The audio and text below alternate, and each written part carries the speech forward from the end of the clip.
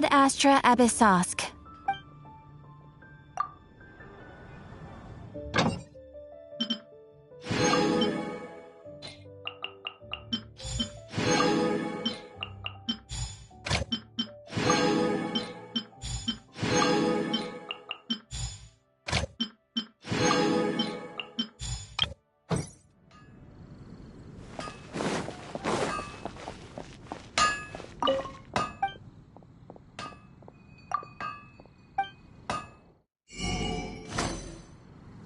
Hard work.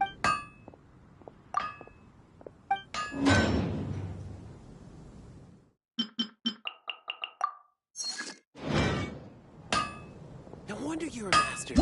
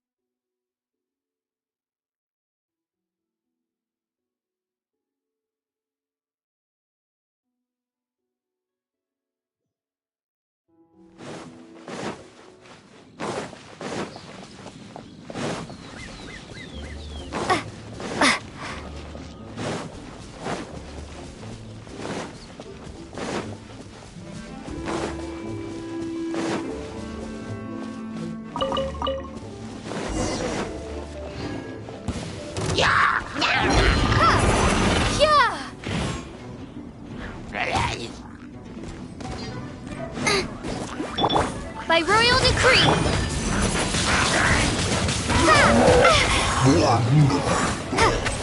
You're toast! Race you!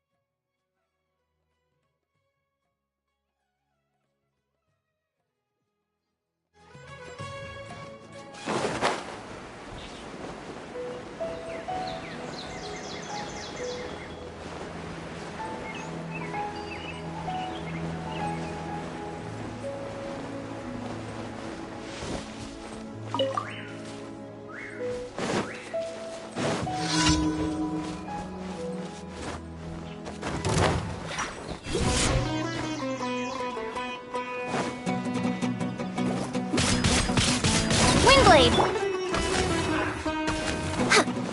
No touching! Cook this.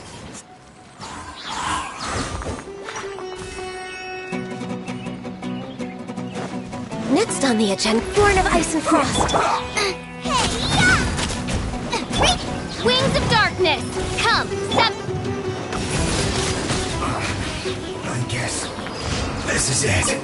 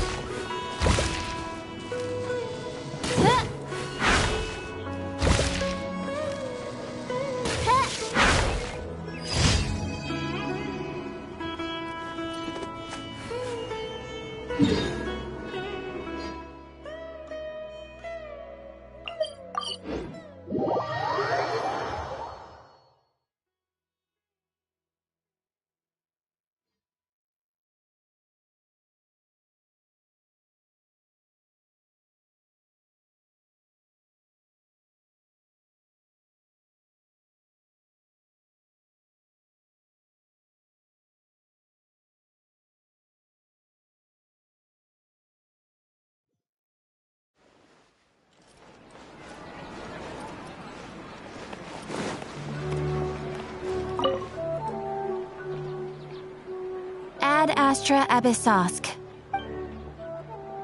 Thank you for completing today's commissions. Here is your reward.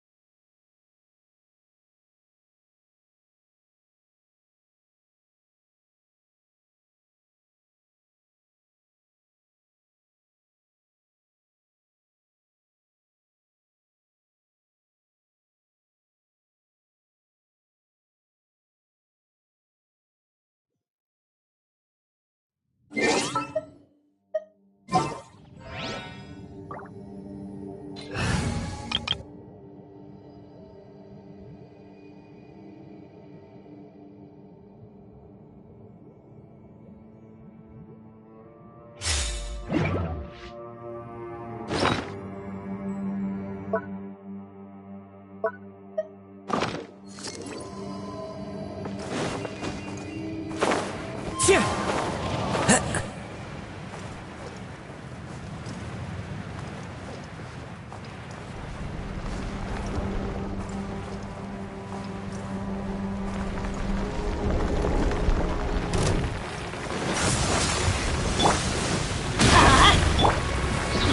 the wind. Rain outlines your fate.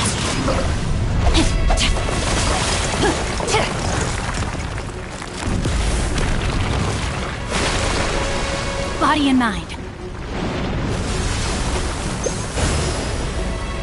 Let me weave you a bird.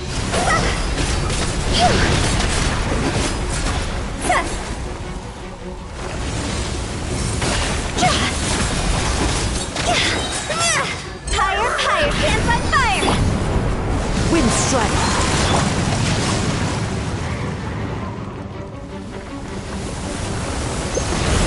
Time to act. Body and mind.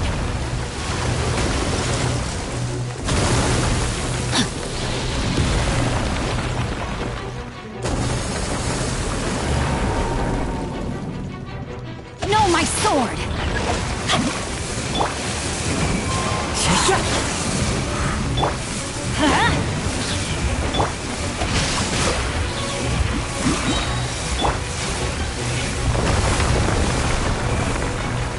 As one with wind and cloud. Rain cutter! Go!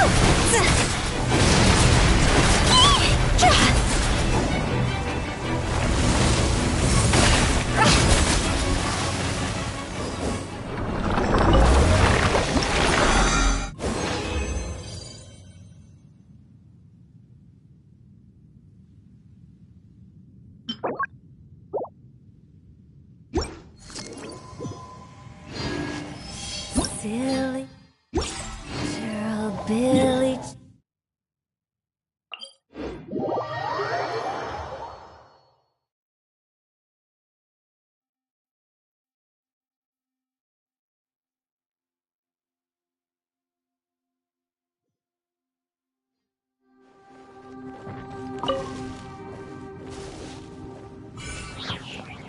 Huh?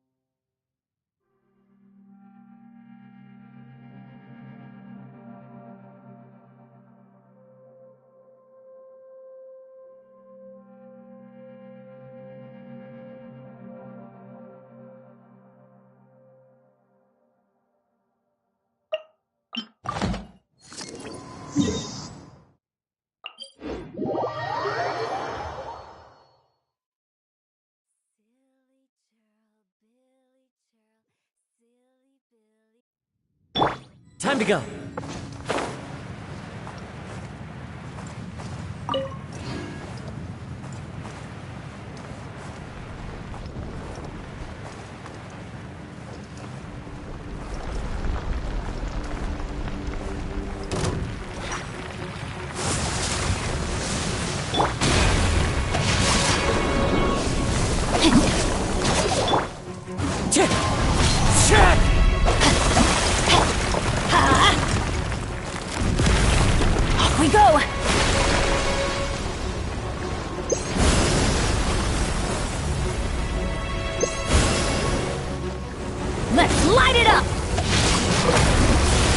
Body and mind.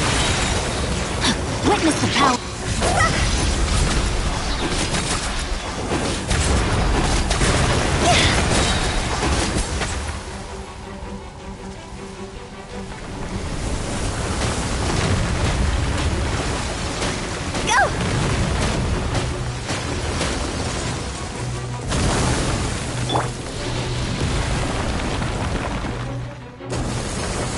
Body and mind. Rain outlines your fate. Know my sword!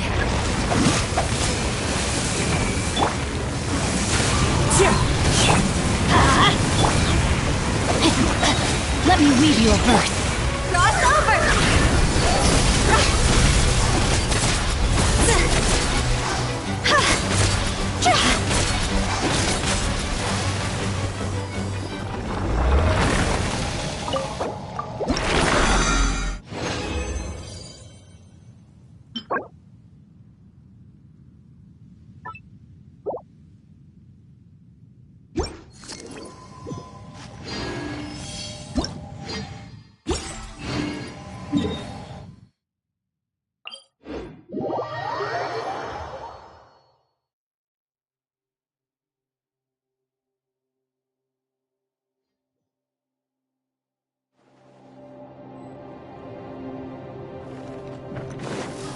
With the wind.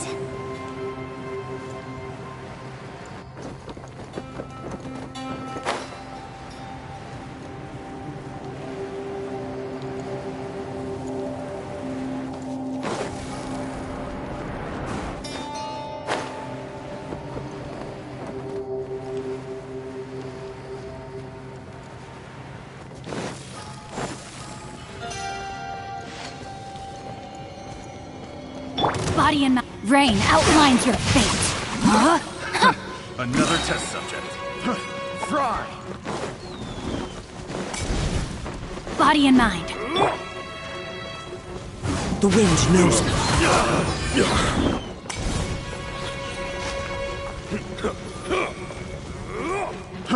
Fry! Off with you! One with nature. I wasn't done.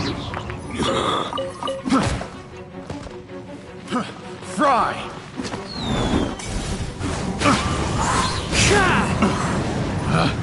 Picked the wrong test subject.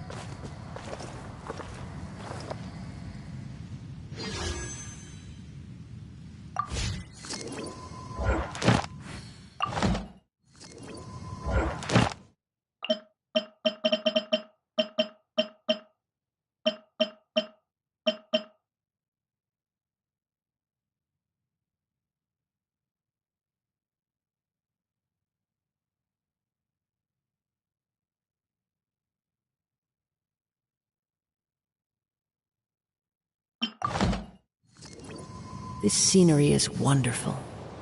Surely enough to convince anyone to become a wanderer.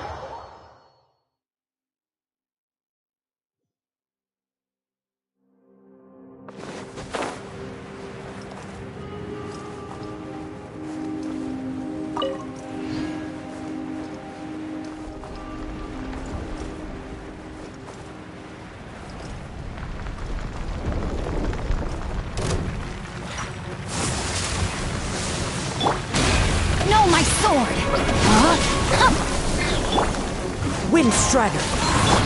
Let's light it up!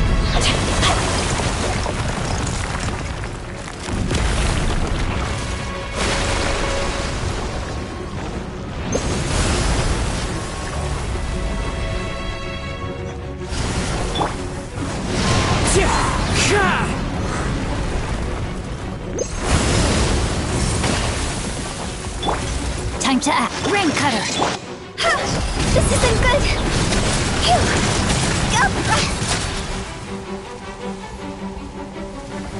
Huh?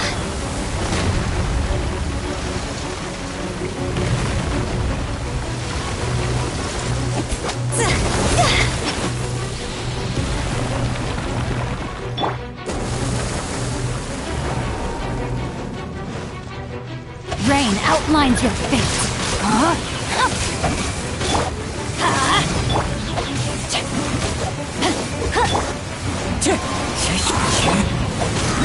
Witness the power of Go! Higher, higher, hands on fire! See?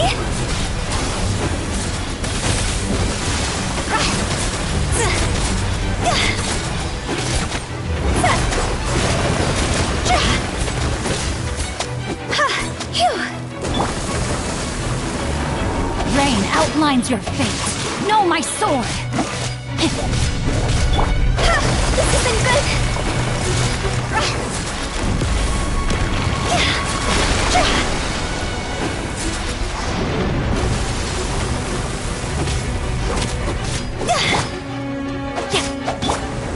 Wind Strider! Time to act.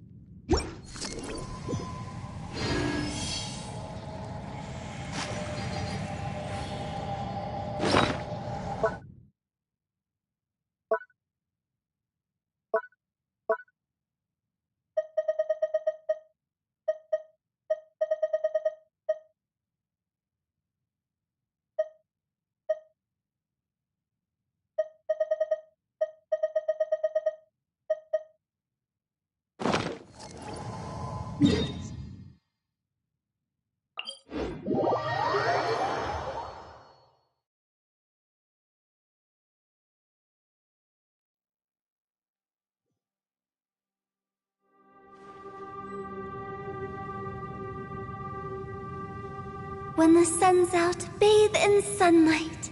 But when the moon's out, bathe in moonlight.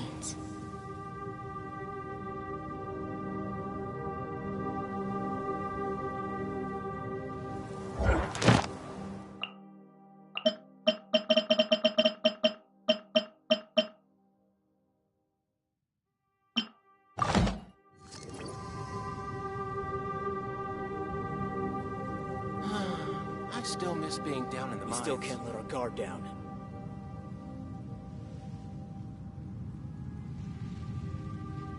Silly churl, Billy churl, silly Billy, hilly churl. Ooh.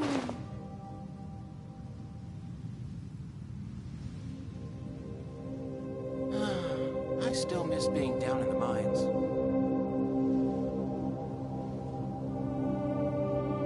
We still can't let our guard down.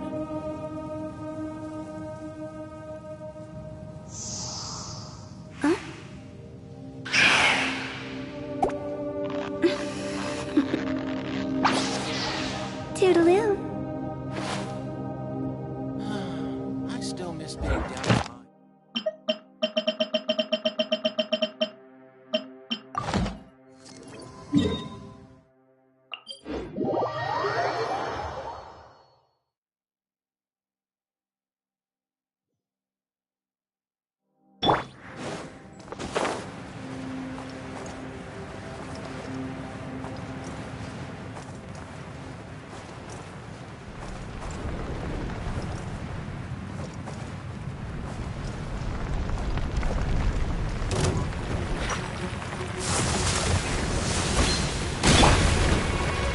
outlines your fate. Let's light it up!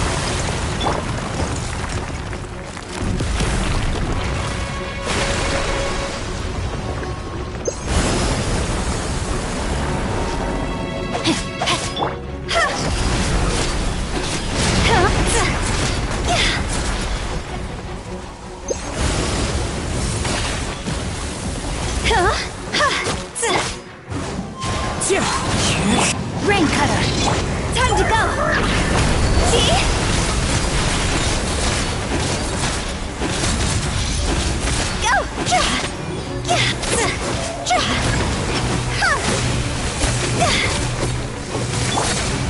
Into the wind! No, my sword!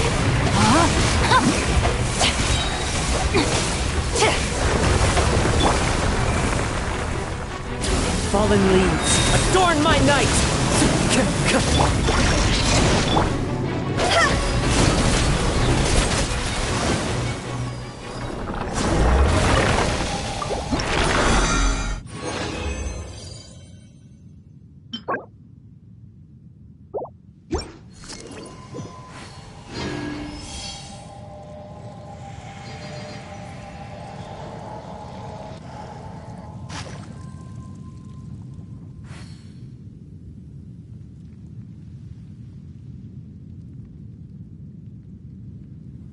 Silly churl, Billy churl, silly Billy, hilly churl.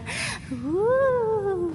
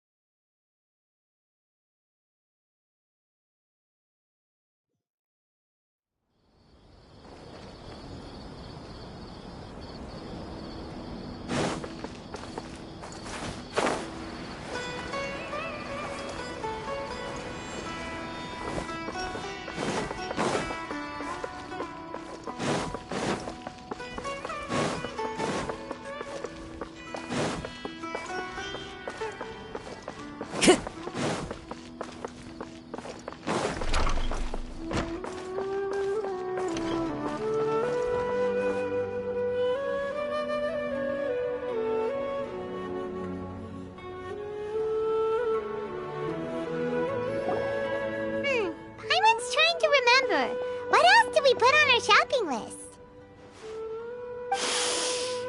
Oh, what a mouth-watering smell. Paimon would know the aroma of biryani anywhere. Let's go get some. We can still add it to the list.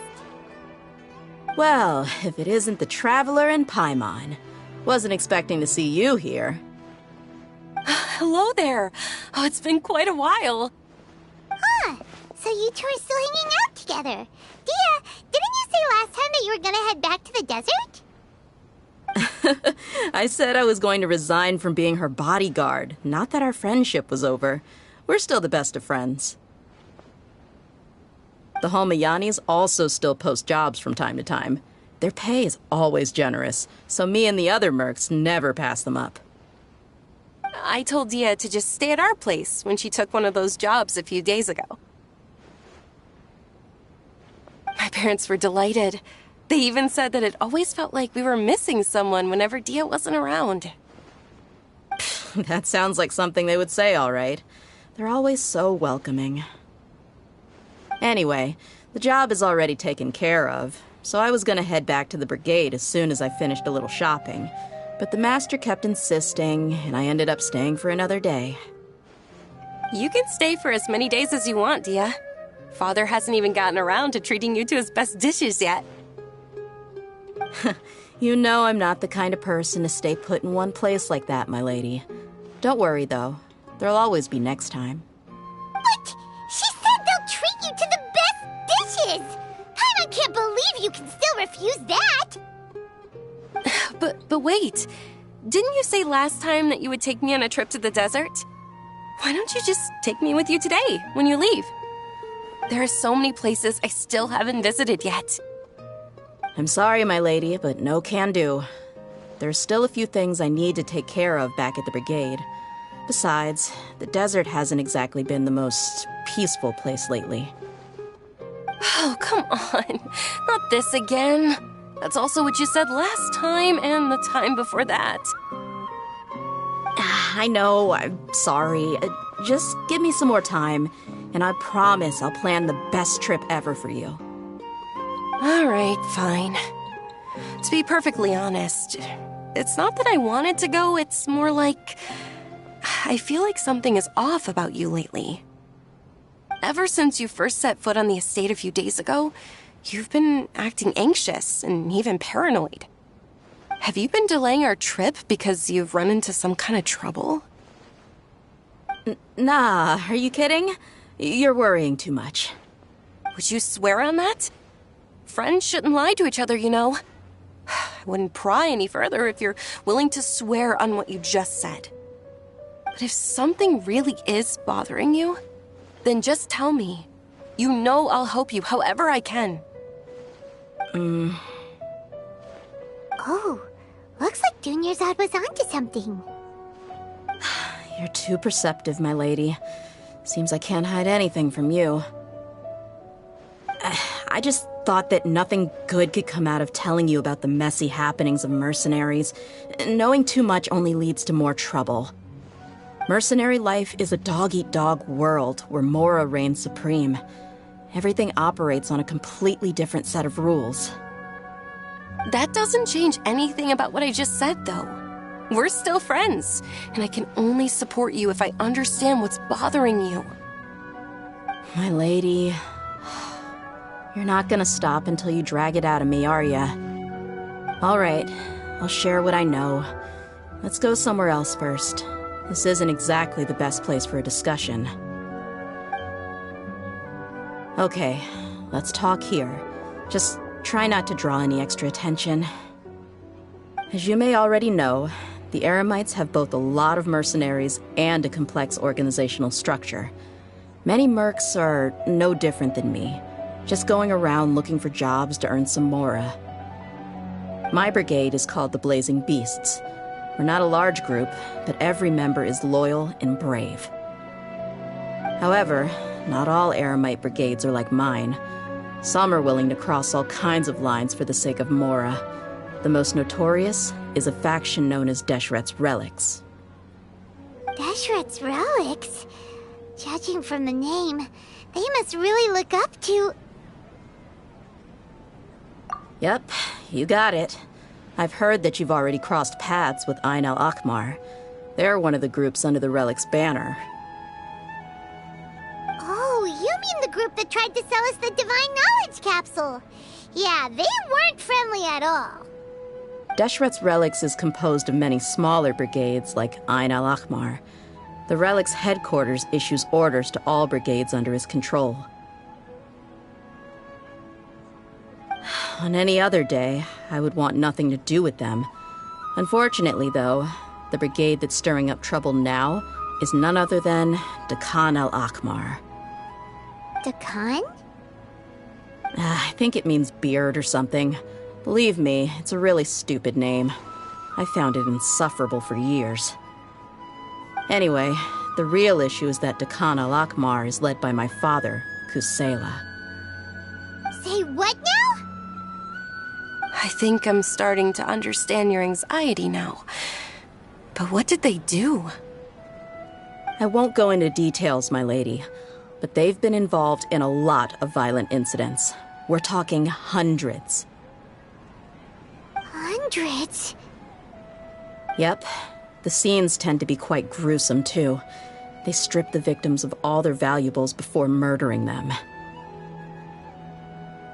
Not only have they targeted merchant caravans and ordinary citizens, but other mercenary brigades as well. That's beyond terrible. They won't even spare their own kind. I don't know how Deshret's Relic sees it. All I do know is that Deccan al-Akmar has become more and more aggressive over the last few years. If I don't do something about them, then even my brigade or the people of Aru village could become their next target. I just wish I knew what's driven him to do this. Yeah. How can your father do such terrible things? I don't know. People change. He's always been pretty pathetic. But at least in the past, there were still a few lines that he wouldn't cross. That's setting the bar pretty low. I mean, if he was even remotely decent, then why would I have to leave the brigade and cut all ties with him? He was loud and foolish, with no real sense of purpose. Instead of doing anything useful, he spent most of his time drinking and chasing after women. Of course, the other brigade members were just like him. Their ruckus would go on night after night. Sounds like a nightmare. What about your mother? Did she ever step in to stop them? Unfortunately, I never knew my mother. I'm sorry, Dia. I didn't know. It's all right, my lady. That's pretty common in mercenary circles. Didn't I mention that my father was chasing after women? I was the result of one of those encounters with some random person. He told me that he wasn't sure who my mother was. And in any case, she never came to see me. He'd say, "You'll be fine as long as you remember to stick with Dad." But even then, he left most of the parenting to the brigade. The one thing I do remember is that he used to tell me stories. But the problem was that he had terrible taste. He only knew a few stories, and even those tended to be pretty stale. They were tales of desert warriors defeating dragons in the forest, or stories of mercenaries rescuing princesses from rebel armies. Sounds like your typical fairy tales. More or less, yeah. They were interesting maybe the first or second time around, but after about 20 repeats, they started to get a little dull. He seemed to think those stories were the best things ever, though. He was so into them that he'd call the whole brigade over and make them perform the whole thing as a play.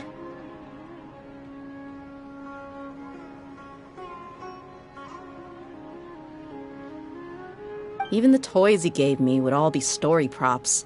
I'd get helmets, shields, and toy swords.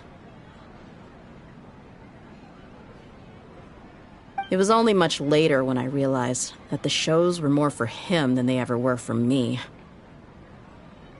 Ooh, interesting guy. Yeah, I've always found him pretty childish. But that was something I could just shrug off. I had no reason to despise him. Until I grew up and learned the true face of Deshret's relics for myself. Looting, blackmail, violence, and fraud. They not only accepted such heinous acts, they would even openly boast about them. No one in the brigade was any kind of hero. Instead, my father and his cronies were more like the bad guys that needed to be taken down. Did they really think that as long as they didn't do any of that stuff right in front of me, I would never know?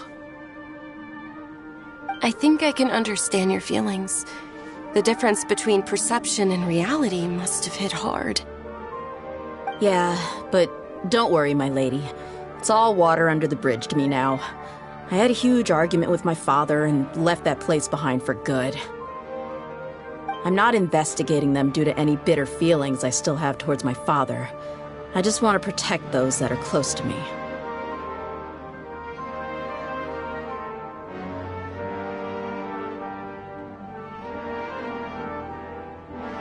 Yeah, I told the boys to gather as much information as they could. Most of the reports concern violent incidents, but there's also some talk of smuggling. I see. But isn't this investigation incredibly dangerous? It is, but every mercenary lives life on the edge. It's a lifestyle that I enjoy. That may be true, but it'll be impossible for those who care about you not to worry. Well, now you get why I didn't want to share any of this with you. What should we do? They both have valid concerns. Huh? But there's no need for you to get caught up in this mess, too. Well, she's super tough, so if she went into the desert with you, then Paimon bets the problem will be solved in no time. I'm inclined to agree. I'd feel a lot more at ease if you took her along to help.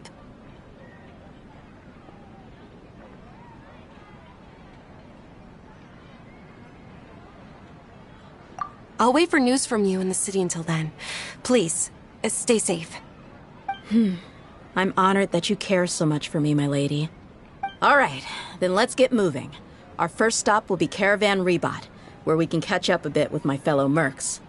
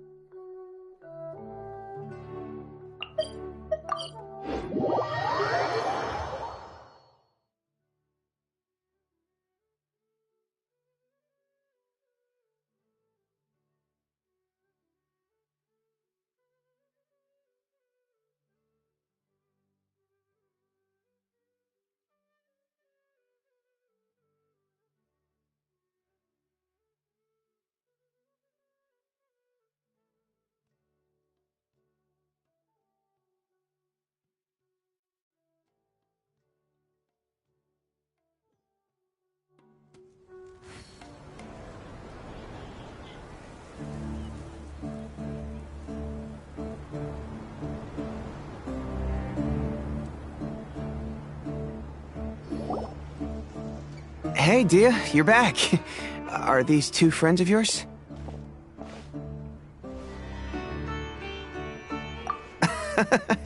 Likewise. There's no need to be so formal with us. We're a pretty casual crew. Anyway, since we've got a newcomer, let me fill you in on what the Canal Akhmar's been up to lately.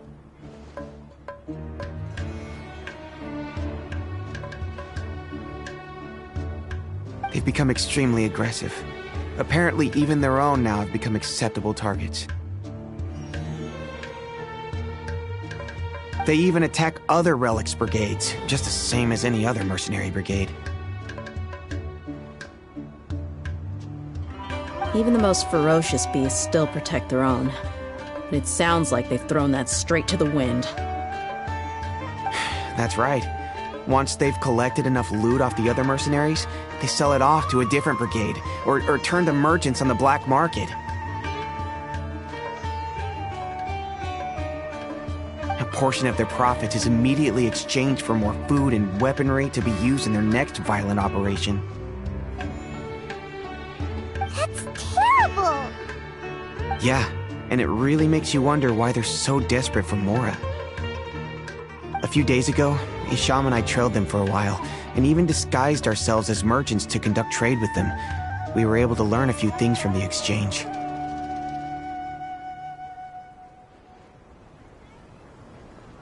Rather than saying they're out to plunder and hoard Mora, it'd probably be more accurate to say that they're experiencing an internal power struggle. Wait, a power struggle?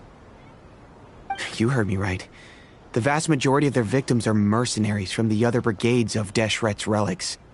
If their only goal was Mora, they could have gone after anybody. The targeted nature of their attacks points to a power struggle between the different brigades within the relics.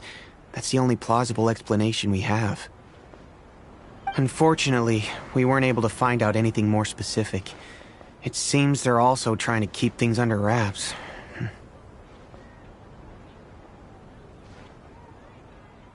Oh, one last thing we discovered was that over the past few years, as the Canal Ahmar became more and more active, Deshret's relics as a whole became a lot weaker. It sounds mighty strange to me too. Harun, you can leave the rest of the investigation to us. Gotta say though, I didn't expect you to go on a whole undercover mission during the few days I was gone. Sounds like you were really putting your necks on the line, no? Nah, it was nothing. We're just as concerned about the situation as you are. The Canal Ahmar is your father's crew after all. What he said. Besides, Dia, haven't you done more dangerous things than all of us combined? What we did is nothing compared to your experiences. Yeah. And while they went to talk with Dakan al-Akmar, I took a look at the last camp they attacked. Any survivors of the attack were already long gone. There was nothing of value left in the camp. Ah, Hisham and Khalaf. You're here too. We rushed over as soon as we saw you come into Caravan Ribat. Although this new friend of yours looks a little green behind the ears, I'm sensing a special vibe from her.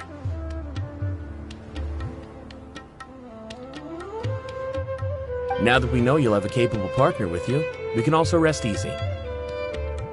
Hey, what about Paimon? Feel anything special? Oh, you're also planning to tag along with them? Of course! Paimon is the traveler's most important guide. Wherever she goes, Paimon will follow.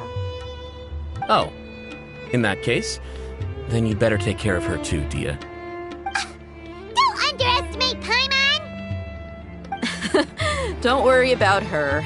She may look tiny and helpless, but she's been through just as many battles as the traveler here. Even if she had only survived on sheer luck, then that alone would still make her quite formidable. I had no idea. I guess I shouldn't judge by appearances. Oh, one other thing, Dia. When you're free, why don't you update the deputy about your upcoming schedule?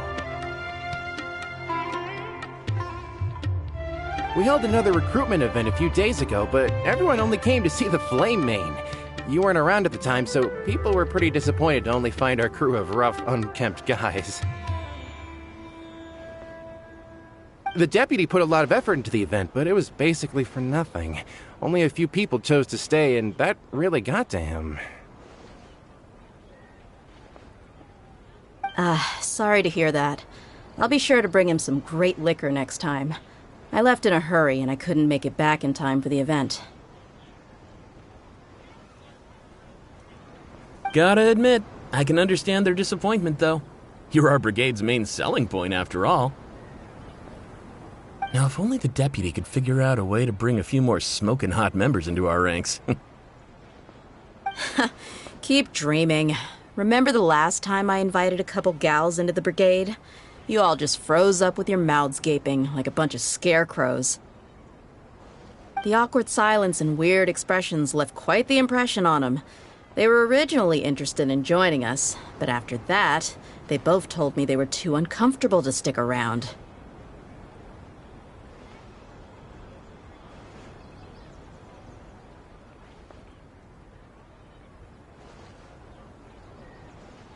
Hey, didn't we agree to never bring that up again? Huh? Wait, are you serious? Why have I never heard about this? I don't think you were part of the brigade yet. Are you kidding me? I missed a once-in-a-lifetime moment like that and you weren't even gonna tell me? All right. We can tell you about it later. Now's not the time. Hey, don't you try to change the subject. You and Hisham get your butts over here and tell me everything right now. Are they always like this? More or less. There aren't many rules or graces when it comes to mercenaries. We're used to just speaking our minds.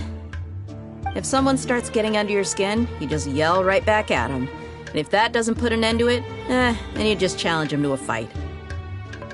But we also don't tend to take many things too seriously. Being direct and getting it all out of your system as soon as things come up is better than keeping everything bottled up, never talking about it. That's also why I never spare their feelings when I talk to them. If I want to laugh, I'll laugh. If I'm angry, then I'll unload on them. It's hard to stop once you get used to it. Though, I can never do that when I'm with the Homiyanis. Hey, knuckleheads! Can you at least tell me the rest of the intel before you go back to your bickering? Yeah, you hear her, Holof? Told you we gotta focus on the investigation first. I drew up a map. Right here is the spot. There you'll find the merchant caravan responsible for getting rid of Khan al-Akhmar's looted goods. All you gotta do is wait and ambush them in the evening. They'll have no idea what hit them. Perfect. Thanks for that. Be sure to pass my regards to everyone else in the brigade as well. Will do. You stay safe, Dia.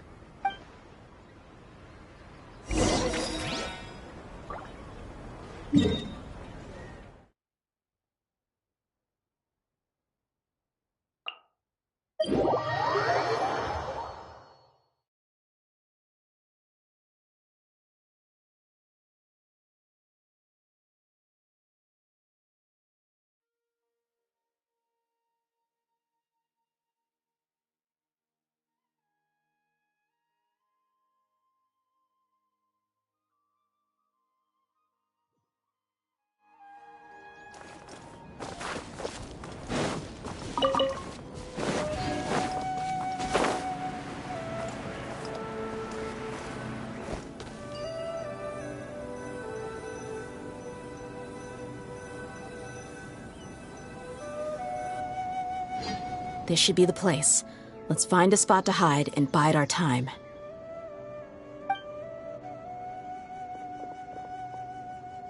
It's gonna come down to a fight one way or another, so let's all be careful. No need to worry. She knows her way around a fight. I'm not worried about that. What I meant is that we probably shouldn't go too hard on the enemy. After all, we still need to get information out of them.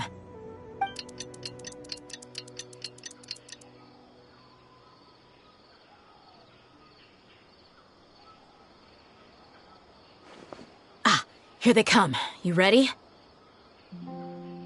Let's not give them a chance to react and end this quickly.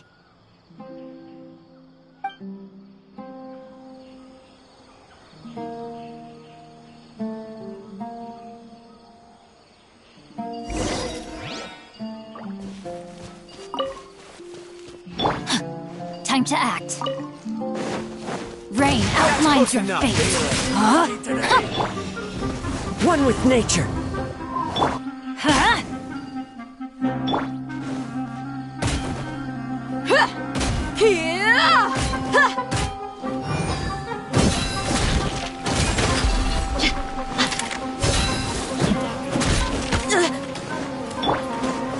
Where do you think you're?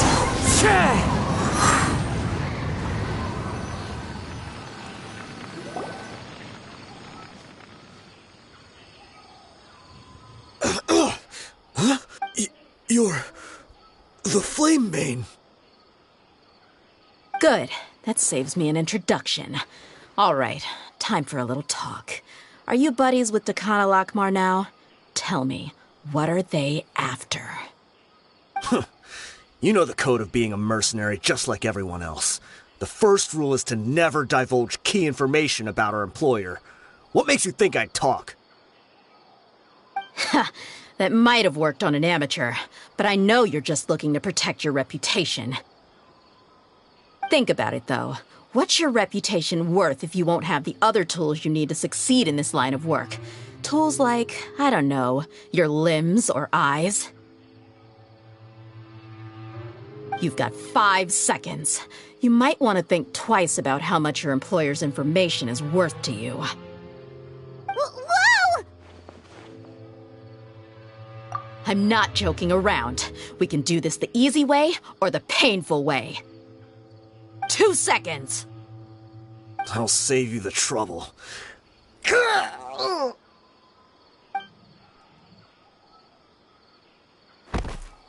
Huh? Are you crazy? He tried to bite off his own tongue. Quick, search the area for any first aid supplies.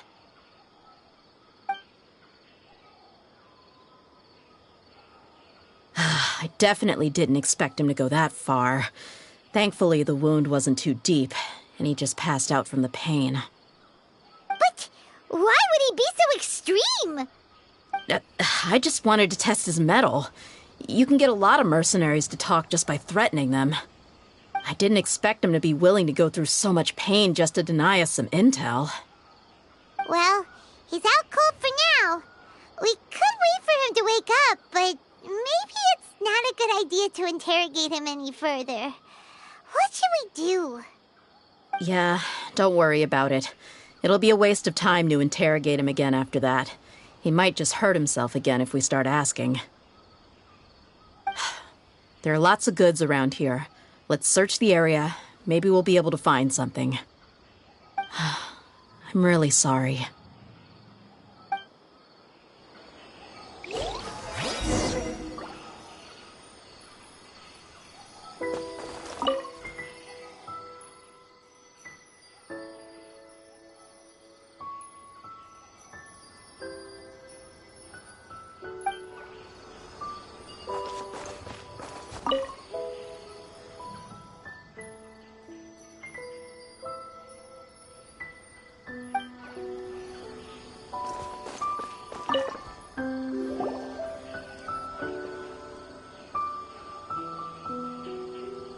We found a piece of paper with a bunch of names on it. Maybe it's a record of something. Let me take a look. If this really is a merchant caravan, they should have a record of their transactions. Yep. I see an entry for Dekana Lakmar right here. Kusela, Idrisi, Bashar, and Takriti. All familiar names. Dekana Lakmar has been trading for a hefty supply of food, weapons, and medicine. It seems that in the past, they used to receive some canned knowledge as well. This caravan is just one link in their logistics chain. Once in the rainforest, the caravan will exchange the looted goods for Mora, and the funds will then be passed to a specific person. That person will then pack the caravan full of necessary goods, which will then be brought right back to Dekana Lakmar. Wait, why is there no Mora value recorded for the final transaction?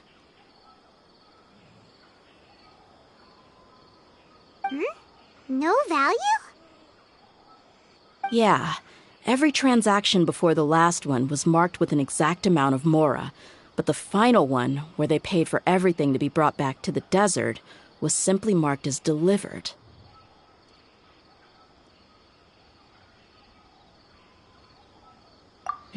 Perhaps. But they couldn't have known how much they would make off selling the loot. Do they not care about profit margins at all? Anyway, the next part's the records of the goods themselves. There are a lot of entries.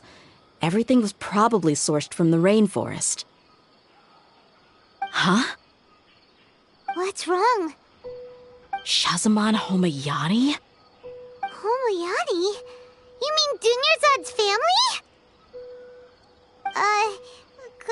Could it just be another family with the same last name? I'd be surprised to find someone with the exact same first and last name.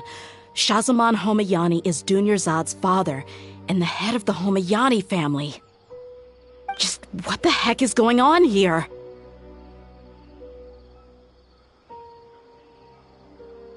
I'm sorry, you're right.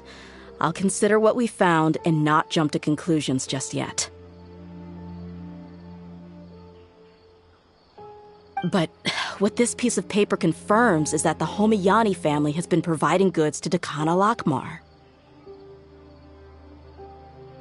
What if the Homayanis have been kept in the dark and don't know they've been trading with Deccan al-Akmar?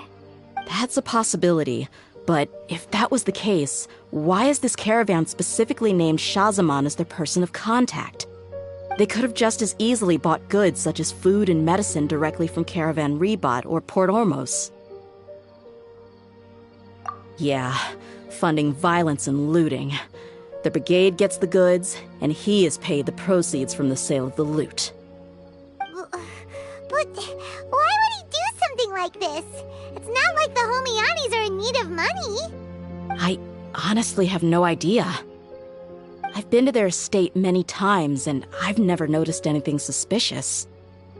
The only potentially large expenditure I could think of would be the treatment costs for Dunyarzad's Elazar.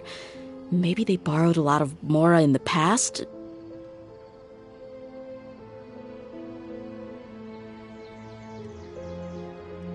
But that's still just a speculation. I don't think the Master would stoop so low to make Mora. You're probably right. I know my lady's personality, and she wouldn't deliberately keep something like this from us. But what should we do now? All we found is just another mystery.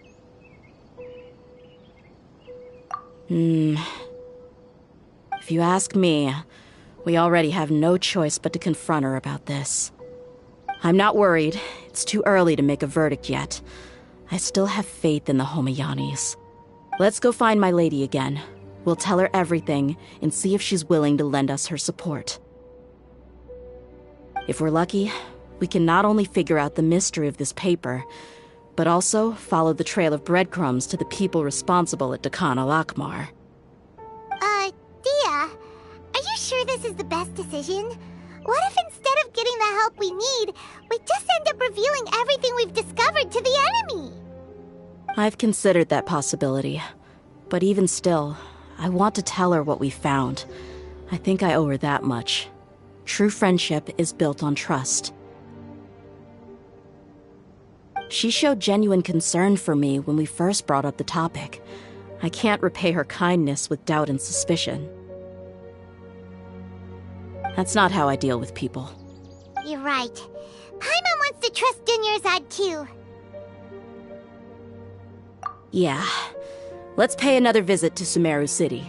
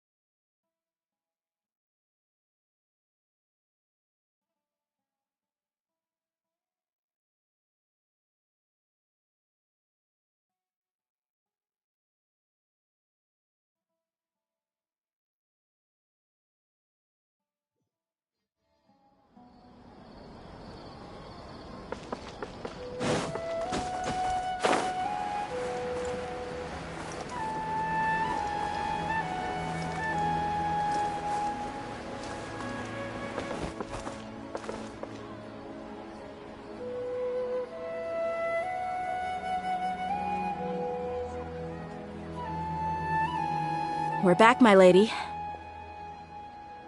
Oh, you're back a lot sooner than I expected. You mustn't have run into any trouble then. Well, how did it go? What did you come up with? Actually, we're still investigating. It's just that we've discovered something strange. I see. The clues you found have led you back here, in the city? Something like that. Yeah. You all look a little dispirited. Whatever you found must not have been very encouraging after all. Why don't you discuss it with me? Maybe I'll be able to say something to cheer you up? It's okay, my lady. It's not so much about me being upset with my father or anything like that. How should I put this? So something is wrong. Even the Traveler and Paimon have been uncharacteristically quiet. On any other day, Paimon would have already waved to me with a smile and shouted, "Dunyarzad, we're back!" So tell me, what happened? Well? My lady, please prepare yourself for what we're going to tell you next. It concerns the Master. The Master? You mean my father?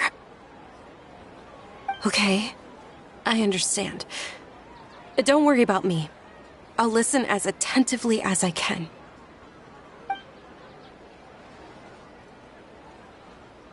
My father has been supplying goods to Dakan al-Akmar? Yeah, it makes as little sense to us as it does to you. I've never doubted the Master's integrity, so I'm having a real hard time rationalizing how he could ever support an infamous brigade like them.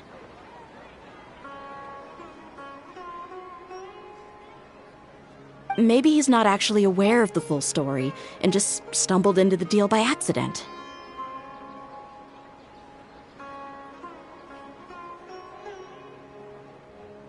I can't help but agree with the Traveler. Huh? You mean you feel the same way, Dunyarzad? Thank you for sharing all this information with me. Since you've told me everything you know, I should also tell you about some doubts that I've been harboring for quite a while. In the past, I thought that my father hired a bodyguard for me so that I wouldn't run away and get lost. However, there are plenty of capable mercenaries in the Corps of 30. Why did my father go out of his way to hire Dia? About that. Well, the Homayanis really needed bodyguards, so they reached out to the Blazing Beasts. Later, the Master told me that I was one of the best mercenaries he'd ever seen, and that I should stick around to become one of his bodyguards. He offered me a pile of Mora, so I just signed on. Well, but that didn't really answer my question. Just think about it. Why did my father specifically reach out to the Blazing Beasts? Maybe the Corps of 30 just didn't have anyone available, or maybe someone recommended us. I've never given it too much thought. I think I get what you're saying. You'd think none of this was a coincidence. Precisely. At first glance, nothing seems strange or out of place. But there are many parts of the story that don't actually make any sense. If my father had always been in contact with Dakan al-Akmar, then it would make sense for him to bring Dia into our house.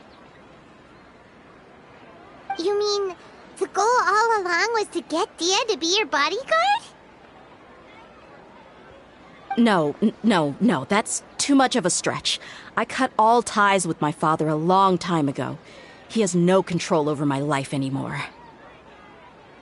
But that still doesn't rule out the possibility that your father has still been trying to influence your life without you knowing. So, the Master was not likely an innocent victim in all of this? Sorry we put all this on you so suddenly, Dunyarzad. It's okay, Paimon. I should actually be thanking you. Regardless of his reasons, if my father has truly been funding a violent group of mercenaries, then it's my duty to bring him back to reason. But is that really the right thing to do? My father has committed many atrocities and deserves all the punishment that he has coming to him. I have zero sympathy for him. You may call me an ungrateful child, but my feelings will remain the same. However, the Homiyani family has treated me with nothing but generosity and kindness. If we decide to investigate this further, we could end up implicating the entire Homiyani family. I would be biting the hand that's fed me over all these years. Tia. It's all right, Dia. If anyone were to ask, you could always just say that I'm the one who instructed you to get to the bottom of this.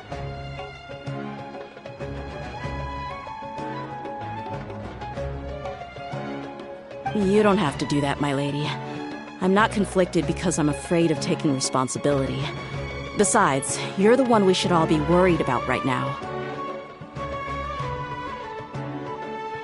Hey! It's still too early to give up hope! What was that thing about friendship again? Right, yeah, trust! You said that yourself, Dia! Besides, there's no point on getting all riled up before we've confirmed all the facts!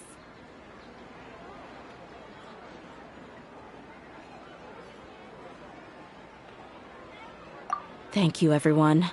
That makes a lot of sense. I guess I should always remember the trust that I've placed in people. In which case, my lady, could you ask the Master to come out and have a chat with us? Sure thing. I also hope he'll be able to give us a logical explanation. Let's meet at the usual place then. Usual place? Ah, right!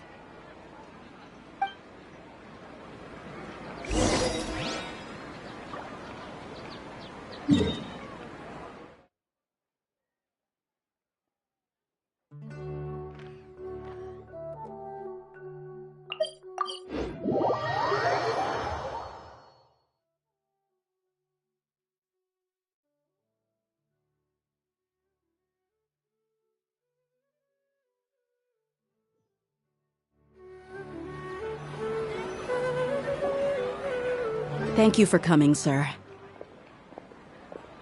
Please allow me to introduce these two. This is the Traveler, and next to her is her travel companion, Paimon. Ah, yes, my daughter has mentioned them from time to time. It's a privilege to finally meet them in person. But we may skip all the pleasantries for now. What is the important matter you wish to discuss with me today? Well, we wanted to bring this transaction record to your attention. There's something on this record that we're all pretty curious about.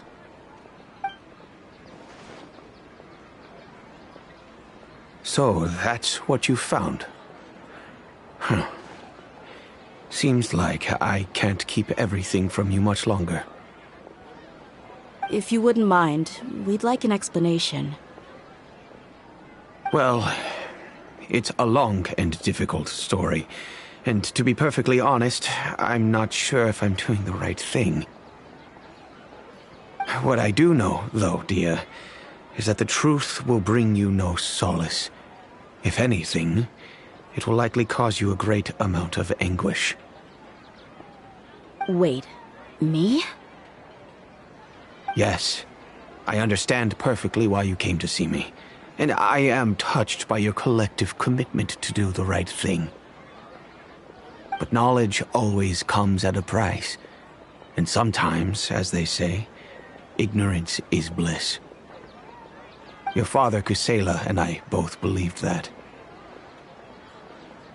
Of course, you have the right to seek and learn the truth, but I must warn you. The facts of this matter may reduce everything you've built for yourself into sand, blowing in the wind. If you must proceed, then Kusela's heartfelt efforts will also fade into the wind like a fleeting mirage. His heartfelt efforts. I'm sorry, sir, but I'm not sure I follow. I've made it this far in life without a single drop of my father's support. I have my own ideals and ways of looking at the world, as well as people and causes that I've chosen to cherish and fight for.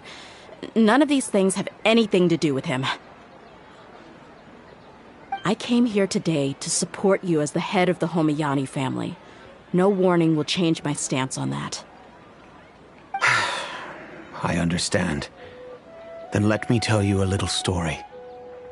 Our family once needed to take a trip to the desert when Dunyarzad was just a baby. Along the way, we were attacked by bandits. They had superior numbers and quickly overpowered our bodyguards. When all seemed lost, a group of passerby Eremites lent us their support. Those Eremites were Kusela's brigade, Deccan al-Ahmar. Kusela's men told me that the attackers were Eremite mercenaries, just like themselves. I was shocked. Why would Deccan al-Ahmar go so far to save us and not spare the fellow Eremites? Kusela was grinning and walked over to play with baby Dunyarzad. She was startled by his unfamiliar face and nearly started crying. Really? I never knew. He said that he had no particular reason to help us. He just took pity on us because he had a daughter about the same age.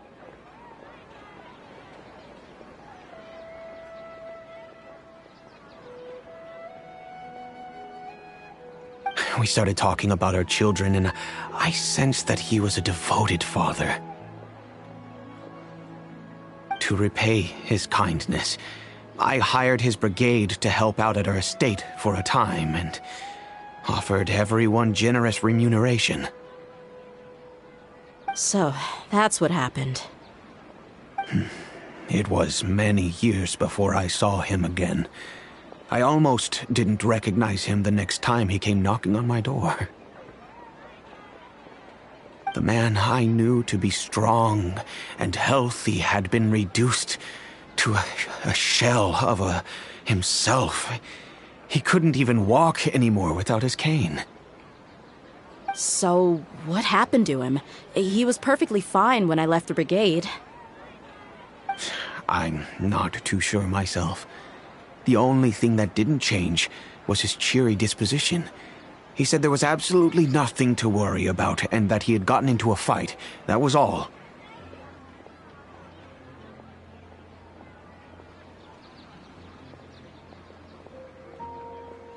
He then suddenly asked me if Dunyarzad, now that she had grown, would need a bodyguard of her own. At the time, Dunyarzad was going through a particularly severe bout of her Elazar. There was no need for her to have a bodyguard when she could barely leave the house.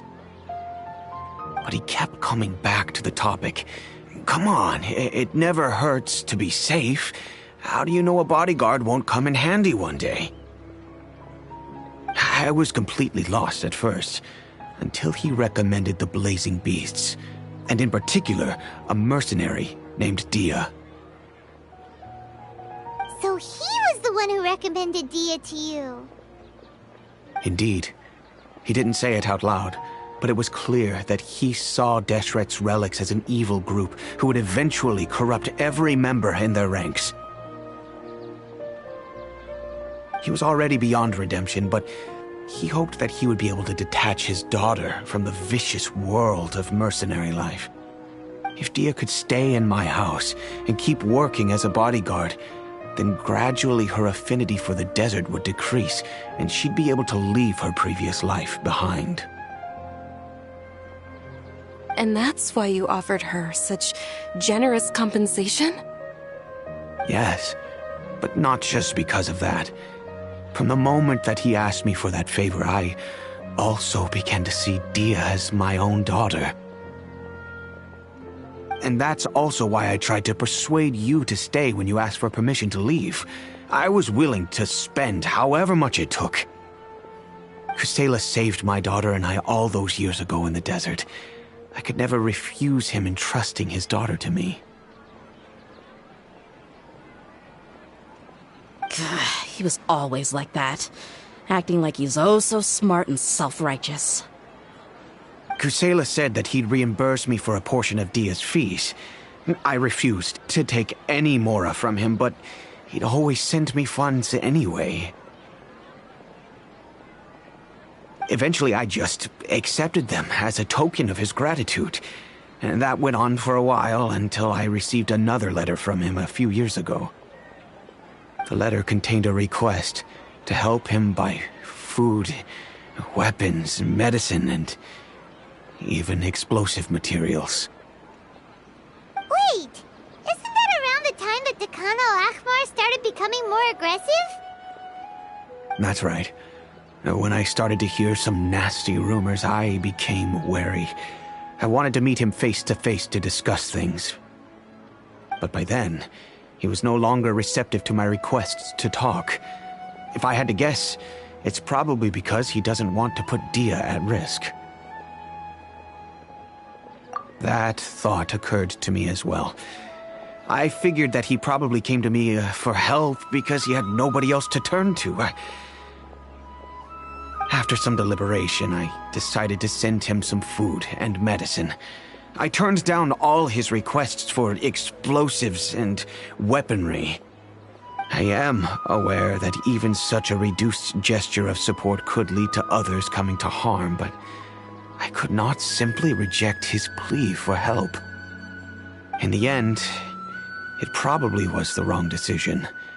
I plugged my ears to the rumors and just chose a solution that made me feel least guilty about myself.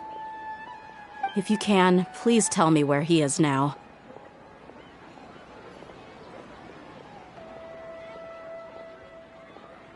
None of the things he's doing right now make any sense if he's just trying to keep me from getting tangled up in his world.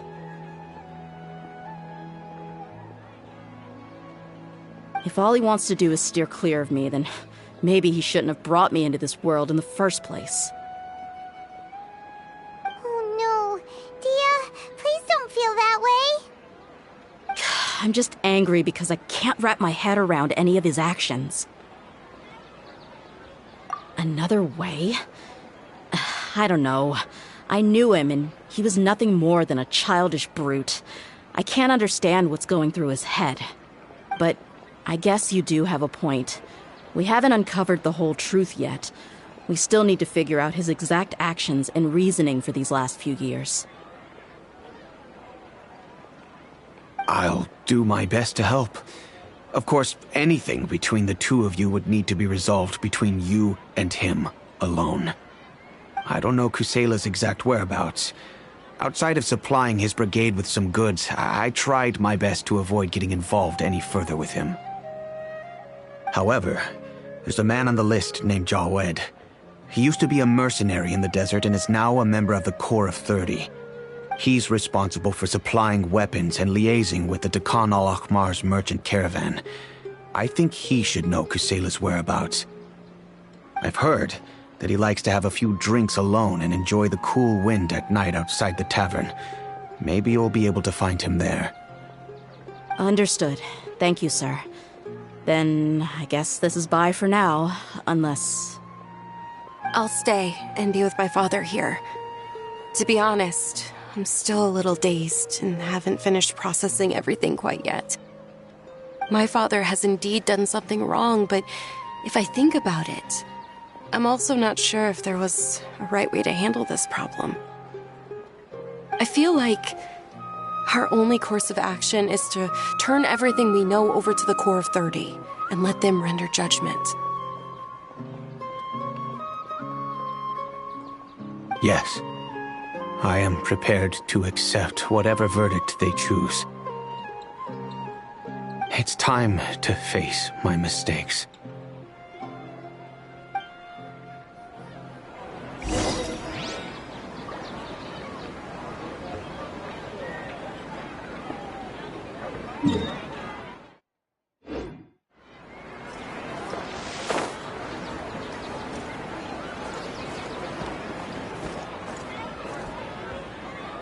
One with nature.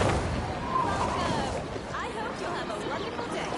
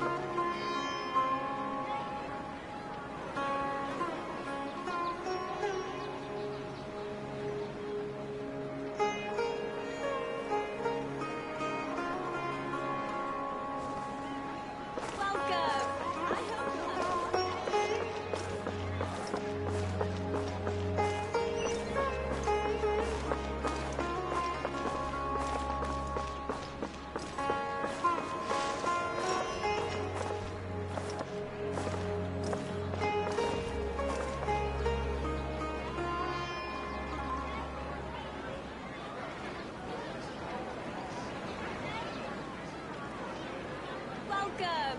I hope you'll have a wonderful day.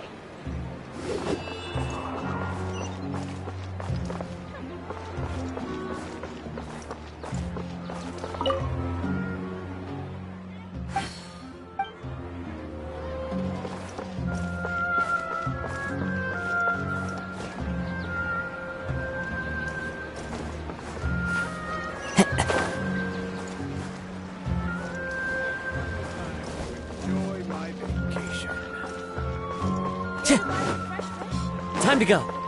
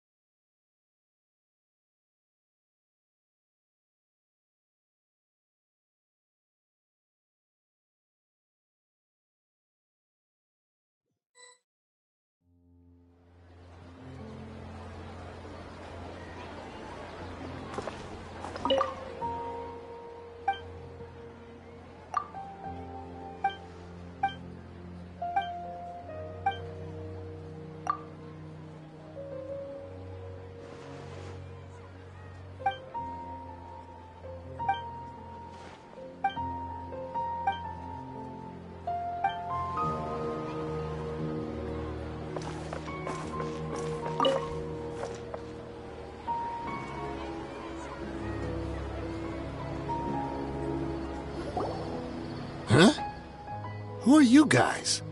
I know what you've been up to. Smuggling weapons to violent brigades in the desert while working for the Corps? Pretty bold, if you ask me.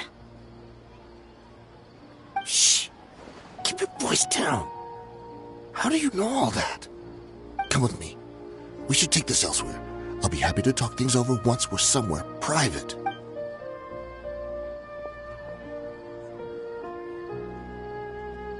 This place should do. Alright, back to my question. How did you all know about me? Don't worry about that for now. You know what kind of punishment you'll face once we report you to the Corps, I assume. Wait, there's no need to jump the gun. Let's talk this out. What are your terms? So what's in it for you anyway, Mora? Well, I was a little tight on money at the time, and Kusela took good care of me in the past. I weighed it in my mind, and I couldn't find a reason to turn the opportunity down. I wouldn't only be helping my benefactor, but I could also make some quick Mora. Let me tell you how it is. We're investigating Deccan al-Akmar, and we're gonna put an end to their operations. If you provide some help for us, then we might just put in a good word later to reduce the terms of your punishment. Hey, why don't we discuss this a little first? Listen, I made quite a bit of Mora from my last run. You just give me a number, and I'm sure we can... Shut it. My patience is running out. You should know when a mercenary is after something other than money. All right, sheesh. But you gotta promise you'll put in some nice words for me later. They're always on the move. Here's the spot they were at the last time I made my delivery to the desert. Feel free to go have a look.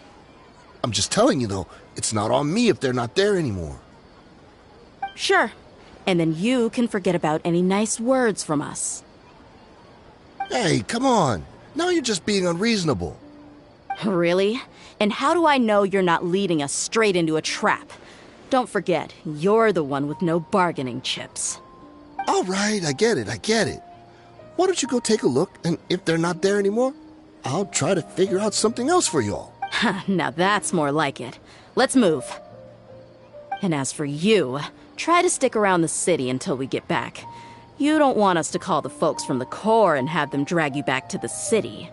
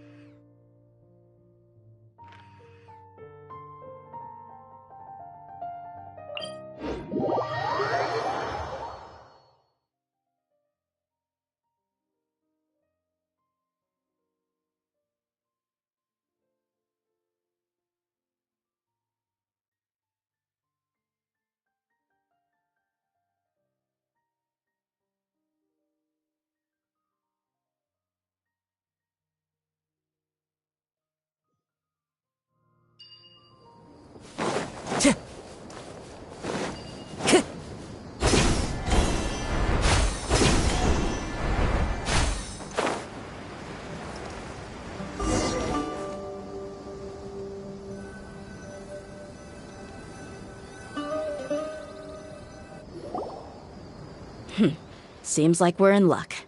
That should be their camp right up ahead. Let's go. We'll finally get to the bottom of this ourselves.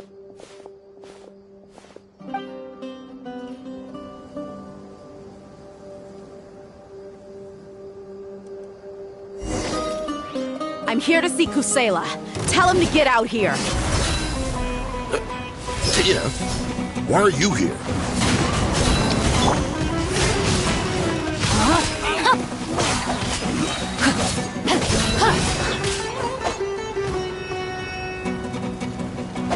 Haven't you all done enough? Oh, so are you also here to stop us? Stay out of this. It's got nothing to do with you.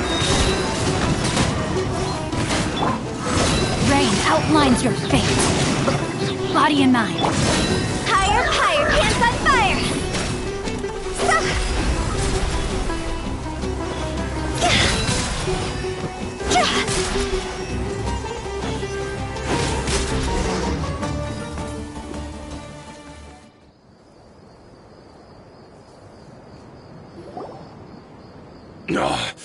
She's so strong! Enough fighting. We all know each other, and I don't want to take things too far. Just bring Kusela to me. There's no use hiding him anymore.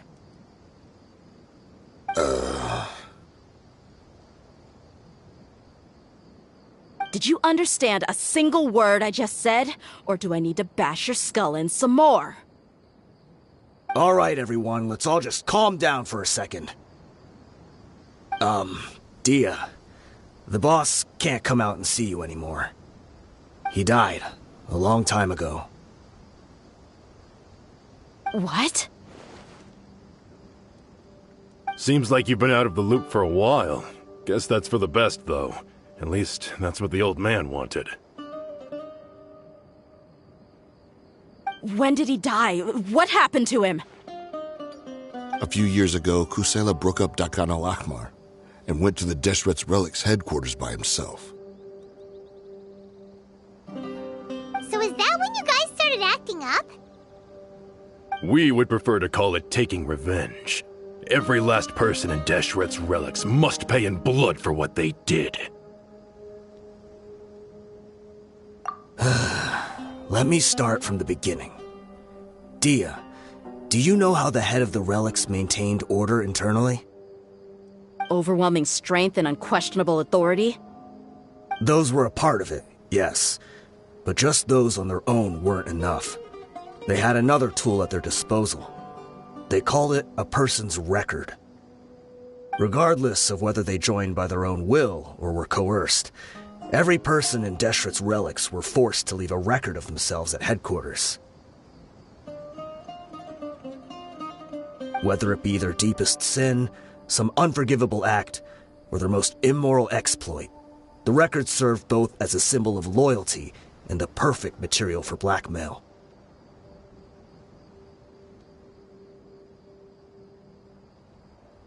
That's precisely it. Every one of us have a record.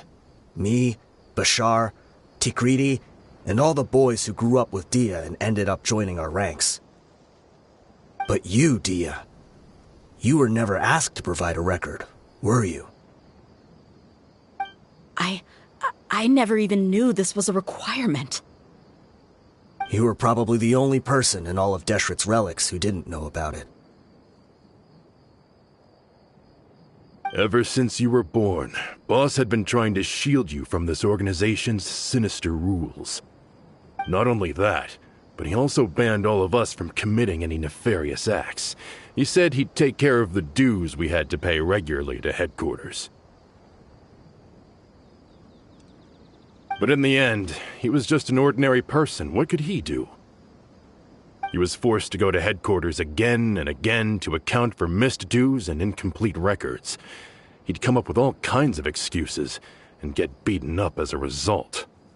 We all knew he was doing that for you. He wanted to get you out of this world, no matter what it took. And that's why he became a shell of himself and couldn't walk without a cane. Wait, but that doesn't make any sense. I didn't know about any of this, and I'd never seen him get injured or beaten. Because you were too young at the time. How would you ever tell between wounds from a beating and wounds from battle? When you left home after that final argument with him, he seemed to age by a decade overnight. Even his hair went gray. So, even the blazing beasts were... Yep. It was all his doing. Had he not arranged them to come to you, you probably would have been reduced to a pulp before you ever left the desert.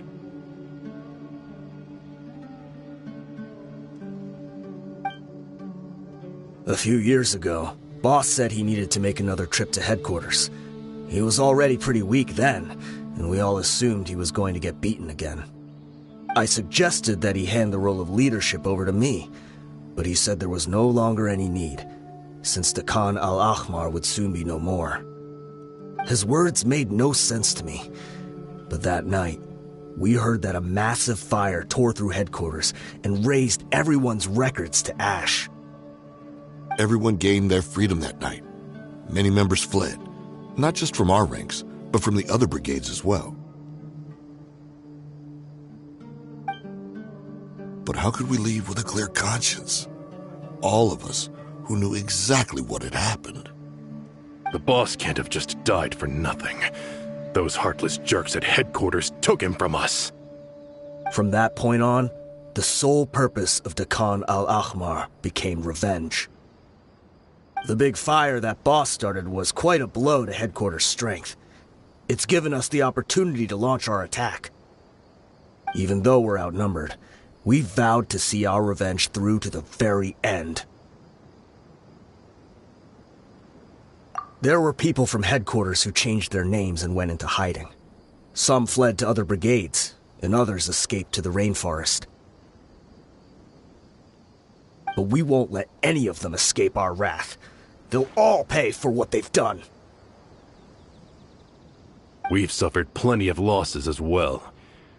To keep going, we need an enormous amount of supplies, from food and medicine to weaponry and explosives. All we can do is exchange our loot from Mora, and then use that to get supplies. We forged Boss's handwriting and sent out many letters to his former friends. Thankfully, many people were willing to come to our aid. We were also able to attract many mercenaries who shared our goal.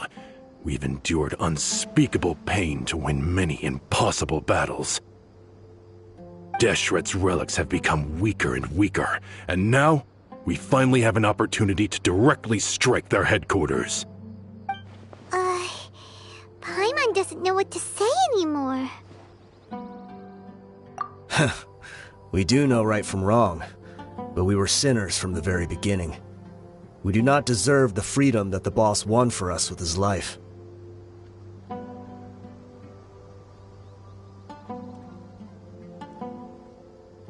Boss always loved his old-fashioned hero stories. Those tales about sacrificing yourself to save the world. We used to always laugh at him for it, but in the end, he really went and lived those stories out himself. As for me, I never considered myself a hero. We're all the lowest of the low. We have no right to even imagine such an existence. But maybe those hero stories he liked foreshadowed everything that was to come. The spirit of the hero touched all those he had saved, and more people joined his cause. Maybe we were all just acting along with the play in the beginning. But as we acted the parts and recited the lines, we were drawn in. And now, we want to see the story through to the end. I'm sorry, Dia. I know you always found us insufferable ever since you were young.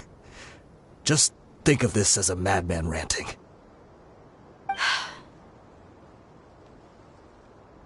I'll go with you. Huh? Dia? You wanna go with them? I grew up with these guys, and I know they're not bad people. It's just that some situations get so bad that it's difficult to tell good from evil. All I know is that Deshret's relics must be destroyed. Furthermore, I want to go see the place for myself. I want to know if my father is still there.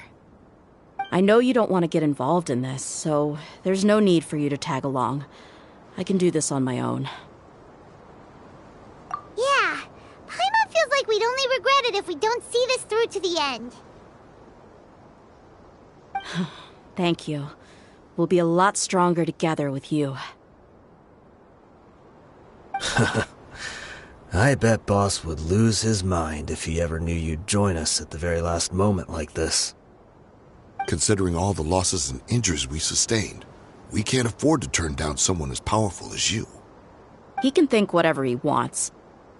But the fact is, I owe him this much.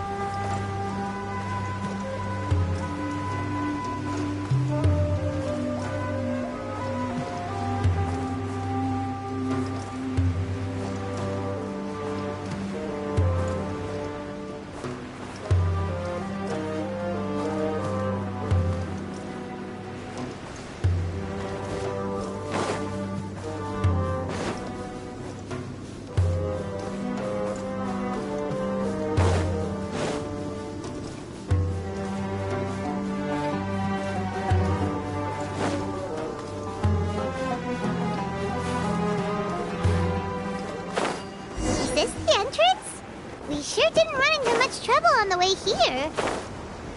Should be. I don't think they have an...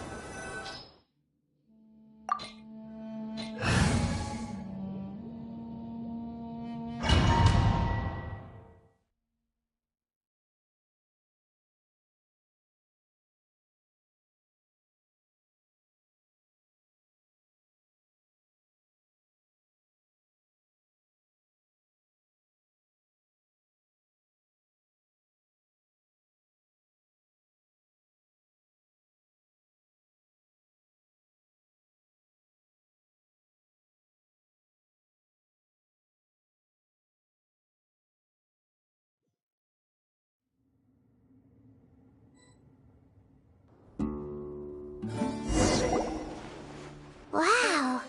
Paimon didn't expect it to look like this on the inside. They should all be holed up in here. Don't know how many people they've got left, though. Who cares? We'll round up all of them. Still, we should be careful.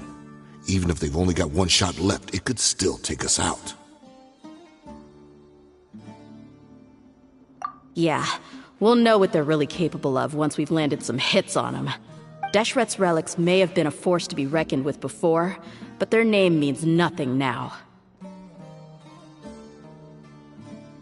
Yeah, they don't stand a chance with you here. I'll take the lead. I've been here once before.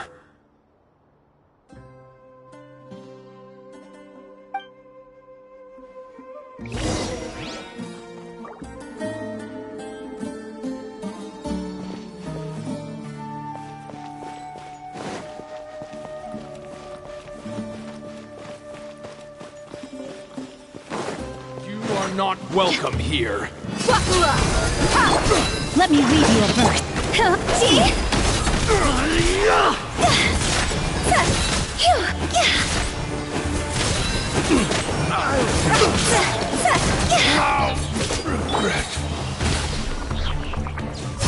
One with nature. New punching bag. Let's get it on! Time to go!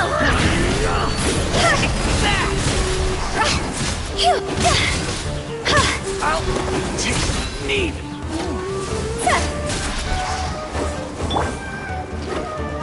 The wind knows me. Lucky today. Buckle up! Clouds high. The birds call. Witness the power of Gugwa! You want this so much? Up your sleeve.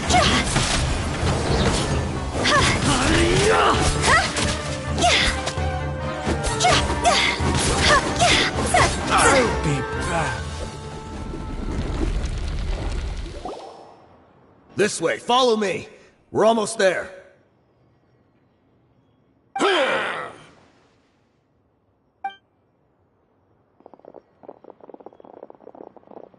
Wait! They went charging ahead without checking for any traps! Hey, you guys okay?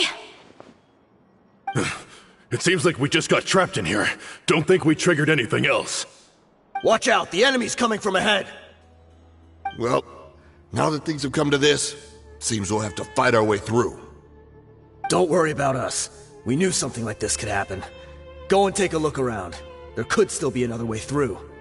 Let's go! We can't let the boss down! Let's check if there's another way! The sooner we can make it through to help them, the better! Let's see.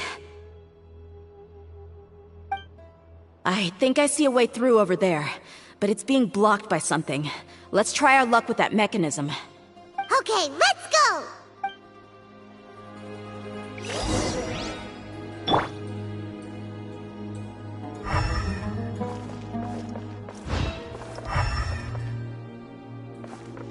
Time to go.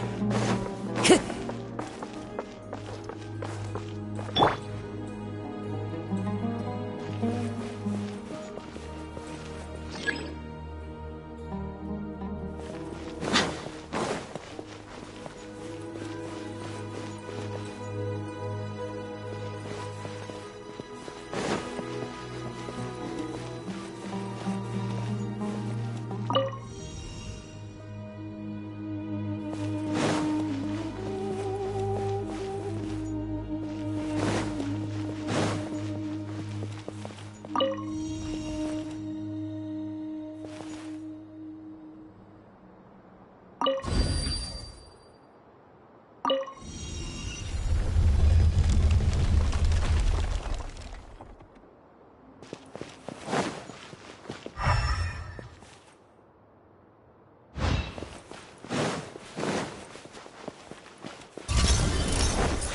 off!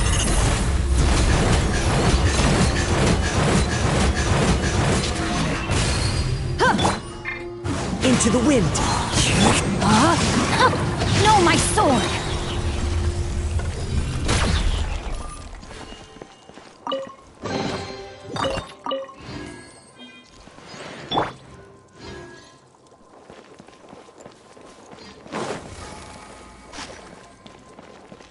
Another mechanism like the one before, but this one's being blocked off in the middle. We just need to adjust it a little.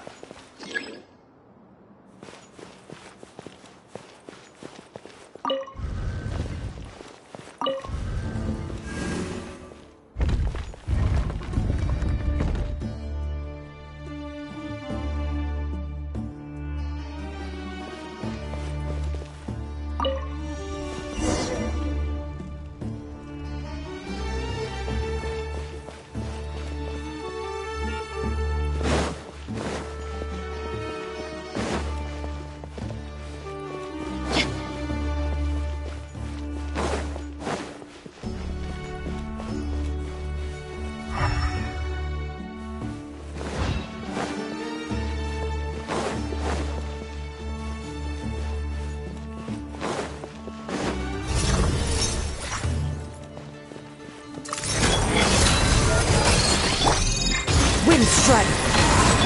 Let me weave you a bird.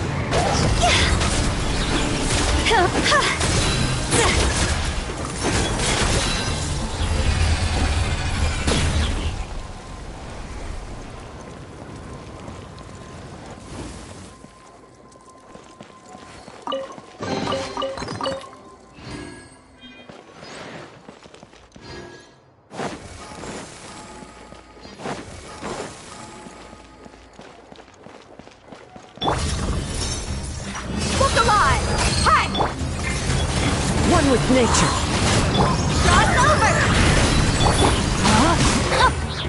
Rain outlines your fate. Rain cut.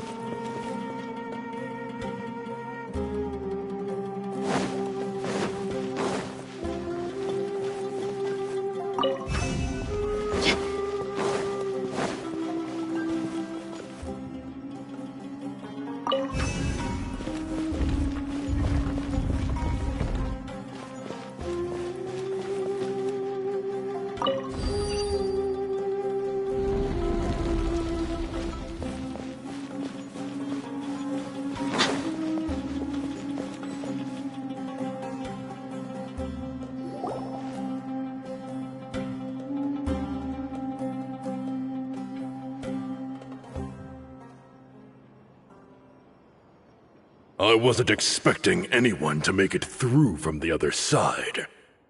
But as a desert dweller, I suppose we should be used to our folks defying all expectations. Don't waste your breath. You have nowhere to run. Run? Had I wanted to run, I would have fled 1,000 times already. I witnessed the golden age of Deshret's relics.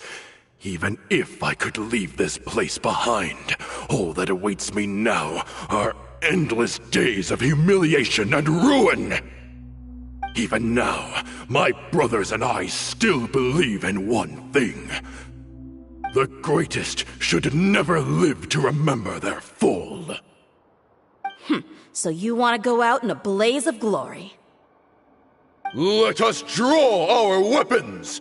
We will show them the true power King Deshret bestowed upon his followers.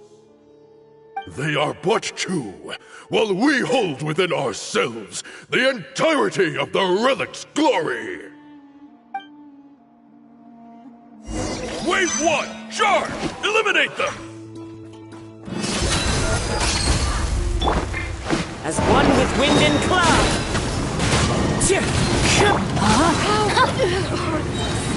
Time to act. Witness the power. Happy to oblige. Don't think that you won. We're just getting started. Time to go!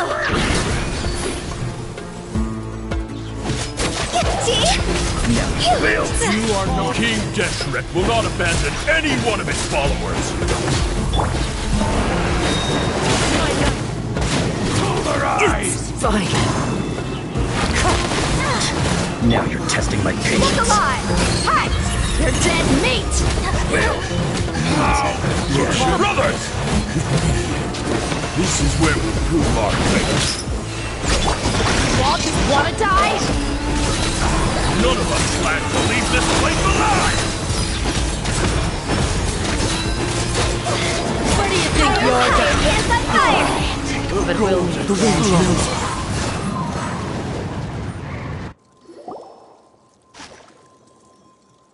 The commander has finally fallen. But they're still coming at us! This place is like a gladiator's ring. They just keep coming no matter how many we beat! Yes! Keep fighting! There's no need to fear, and no need to back down! This is our last stand! When the next wave comes, try to draw away their attacks. I'm going to see if I can take out that high platform.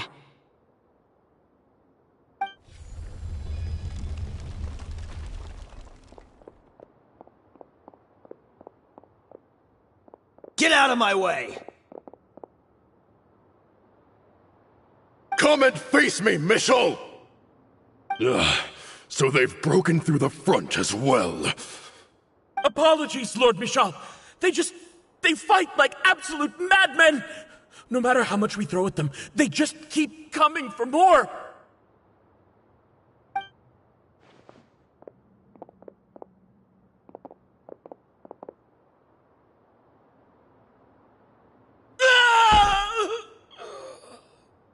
So, it would seem like this is the end. Time to pay for everything you've done, Michel. You think I would give you that opportunity?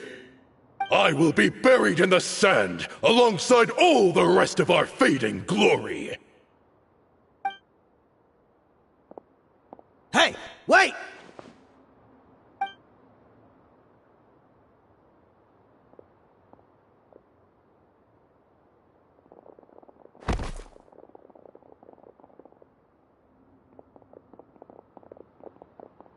We were too late. It's over. There's no more need to fight. But if you're still going to cling on to your so-called mercenary's pride, then I'll give you all a good beating as well.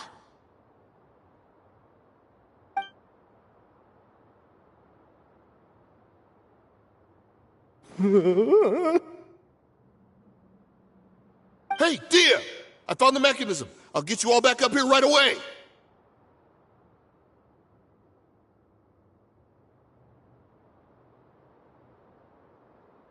Let's go.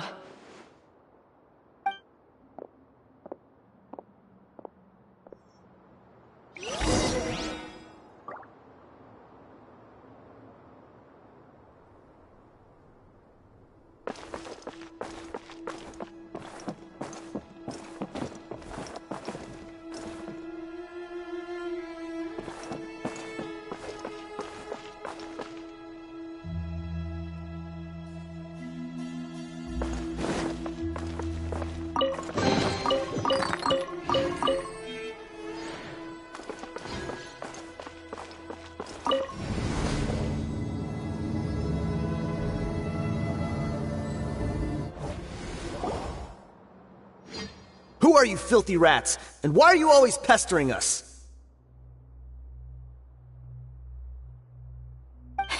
You call yourself a member of the infamous Deshret's relics, and you still can't even tell who's made it all the way to your headquarters?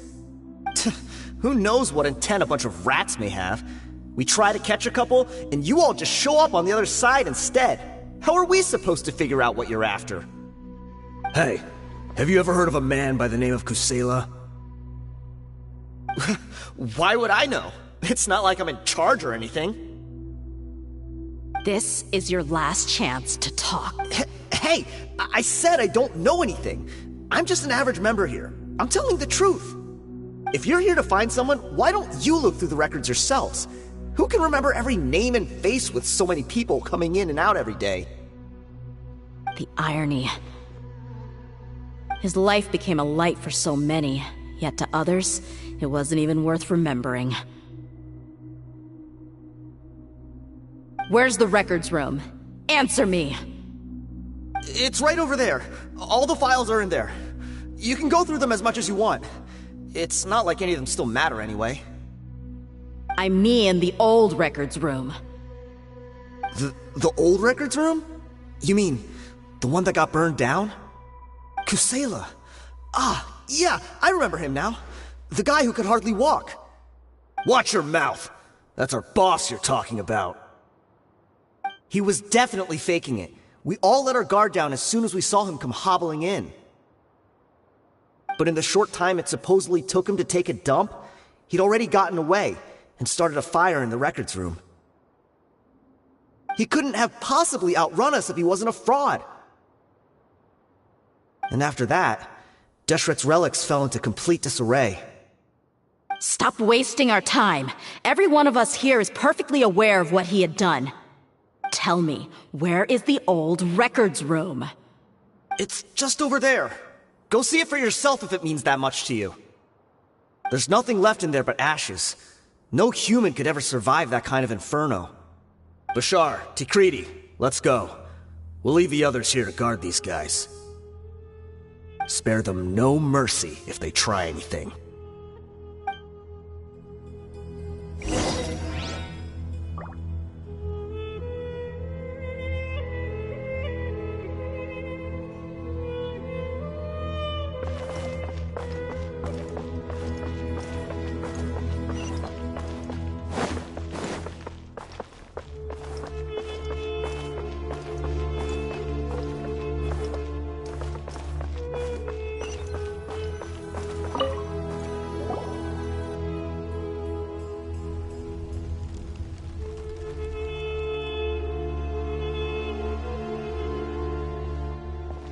So, this was his final destination. How did he do it? Getting past all the guards with a limp and sneaking in here to start a fire? If he was nimble enough to do that, then he must have been able to get out of here after starting the fire, right? Tia. I'm sorry. I know it's just wishful thinking. Let's look around. Maybe we can find something that's been left behind.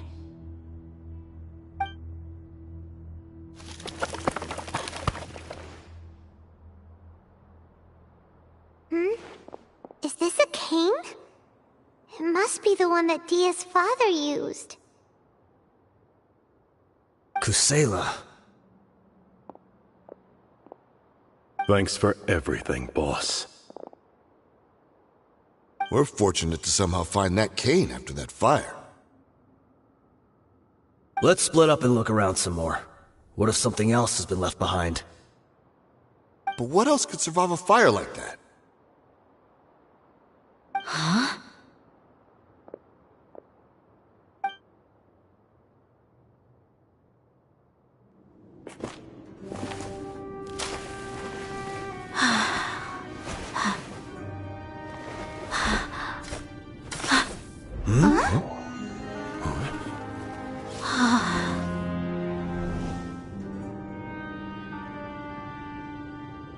Thought so. Wait!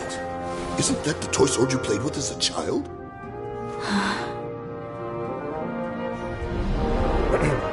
The dragon is no more, for Princess Dia has slain it. Its head now hangs above the city gates. Her bravery has brought eternal peace and prosperity to us all. Dia, come on. This is the most important line. You can do it. But Dia, you defeated the dragon. Everyone's waiting for your speech. Still too shy, huh? All right, I'll do it. I hereby proclaim our victory. Evil shall plague us no more.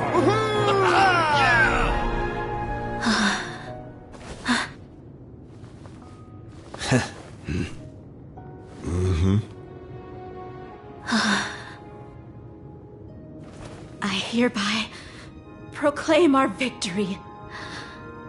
Evil shall plague us no more, Dad.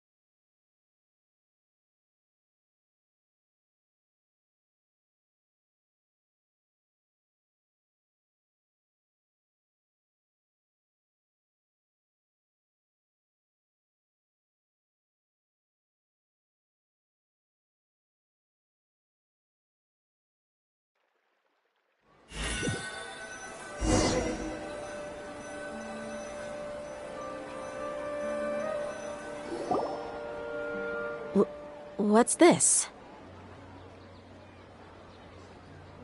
Don't you remember? You asked Paimon what she would do if she were to wake up tomorrow with loads of money. And Paimon said that she would get boatloads of tasty snacks. You looked super confused at the time, but said it was an adorable thing to say. These opportunities don't come by often. So today, Paimon's gonna treat you to a special crash course on Paimon's life philosophy. Hey, come on! Paimon's not that stingy. Anyway, the point is that you should eat to your heart's content. You'll feel better for sure once you've gotten something in your tummy. Junior Azad will also be here shortly. She's already heard that we're back. Aw, thanks, you two. Honestly, this is very unlike me. I just had a lot on my mind on our way back, so I didn't know what to say. My chest was filled with all kinds of intense emotions. They just shook me even more than all the feelings we've shared during our previous adventures. But when everything came to an end, those emotions also vanished without a trace, and I was left feeling more empty than ever before. It was as if I'd lost the thing that was most important to me. Yeah, you're right. To many mercenaries, Mora is the most important thing in the world. But perhaps to us, it's the most worthless thing of all. Idrisi and the others all used to say that they would quit if there was no Mora to be had. But when it came to avenging my father, there was no Mora to be made anywhere.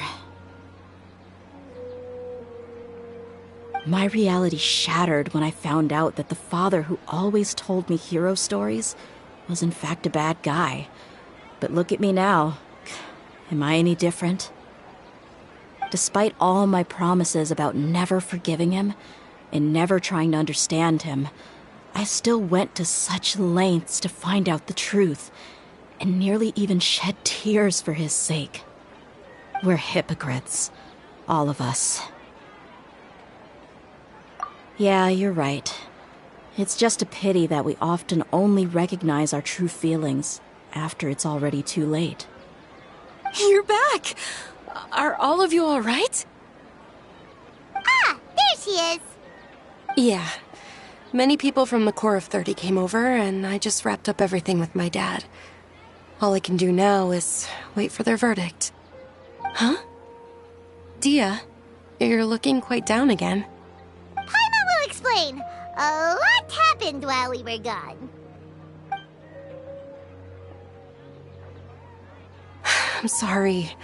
I really should have controlled my emotions better. I just... It's all right, my lady. You were hurt by all of this as well. Truth be told, I'm starting to feel a little guilty watching you cry like this. Dia, your pain must be even worse. You shouldn't need to comfort me. Hey, don't worry about me. If anything, this whole thing has finally shown me the difference between illusion and reality. My father probably thought that people could settle into new lives as long as they moved to a new environment. That thought has even crossed my mind a few times. It's like saying, what's wrong with adapting to a new life? However, there was always something deep within my mind that refused to accept it. This impulse brought me great turmoil, and even made me feel ashamed for turning my back on your father's kindness. But now that I consider it again, it all makes sense. The desert sands are a part of who I am, and I will never be able to lead a peaceful existence. I understand how you feel. That doesn't mean I won't be making any changes to my life, though. As an example, I'm now thinking about taking on some small odd jobs.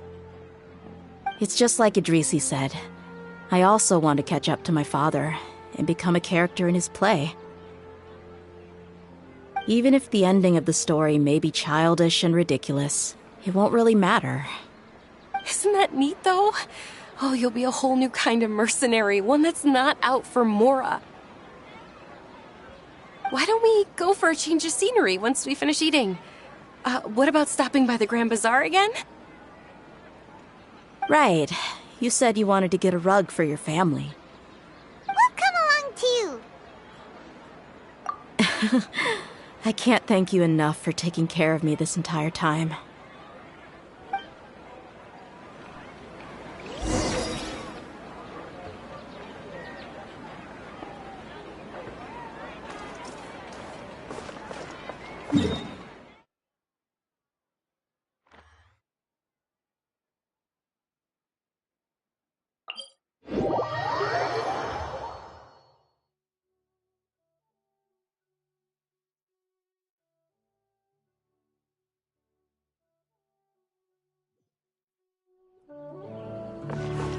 Time to go.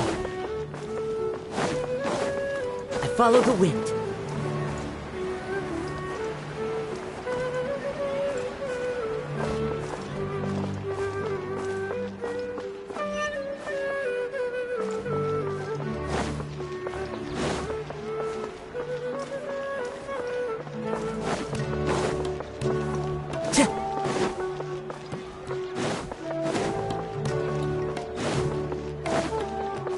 Time to go.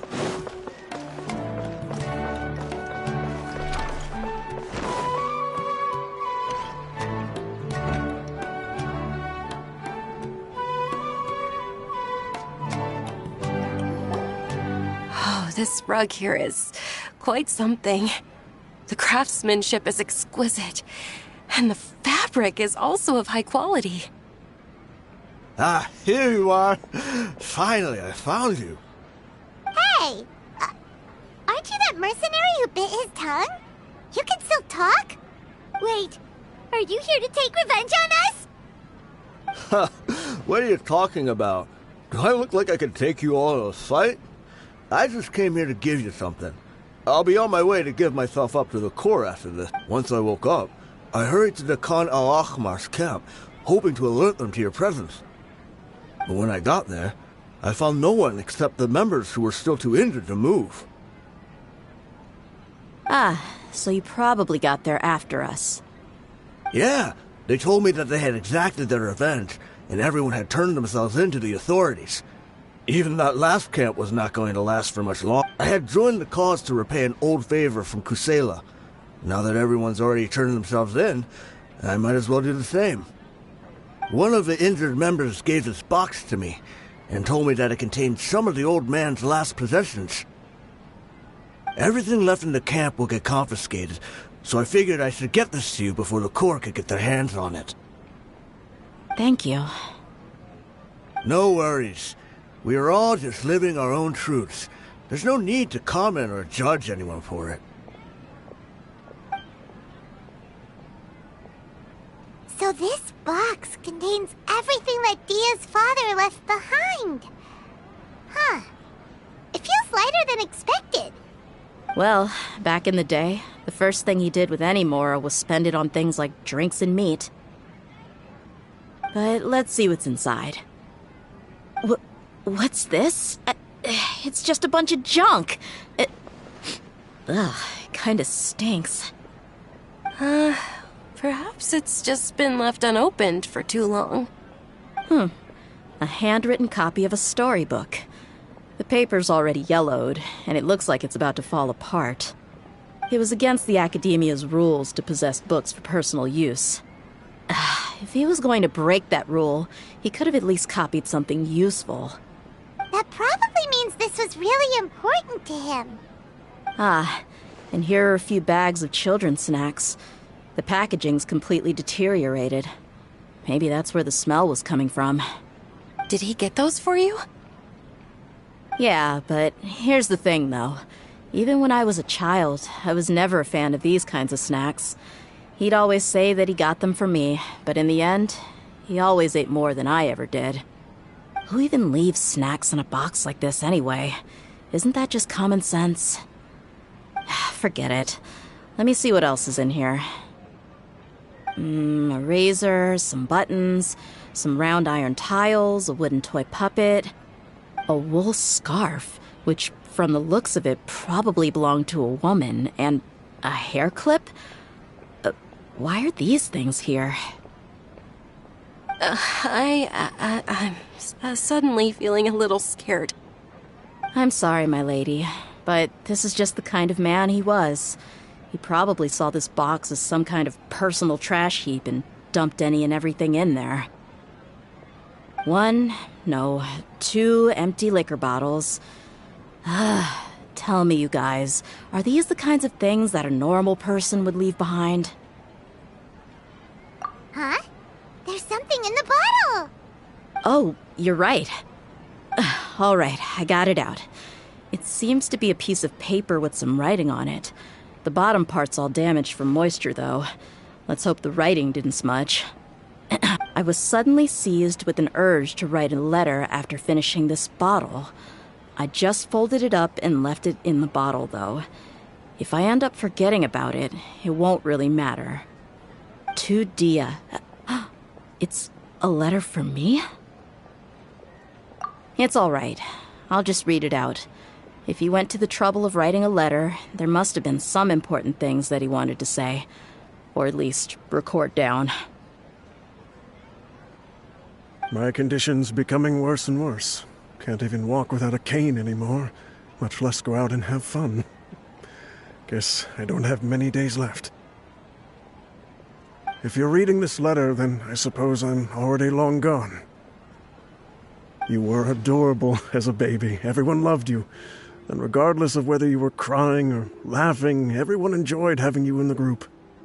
But once you grew a bit older, you were no longer nearly as happy or cute. It's probably Idrisi's fault. He was never up to any good. Can you believe this guy? He can point the finger at himself. Anyway, back to the point. To summarize, I'm writing this so you would know not to feel sad for me, even if you end up finding out the truth. The reason being that I was never your father to begin with. Wait, what? Surely, he must be joking, right? I don't know. I was quite formidable when I was young, and 100 times cooler than some so-called flame main. Really felt like the whole world was under my feet. With just a teeny tiny bit of effort, I felt I could rule over the entire desert. But as fate would have it, I went out into the desert for a drink one day and discovered a baby in the sands. It was you. You were just lying there, small and helpless. You were so tiny that if the wind blew for just a little while longer, you would have been buried forever. But your cries were so loud they made my head hurt. Now that I think of it, you really were a bundle of energy. Sounds like he's serious. I told Idrisi and the others that I had slipped up with a woman while out and about. None of them even doubted me.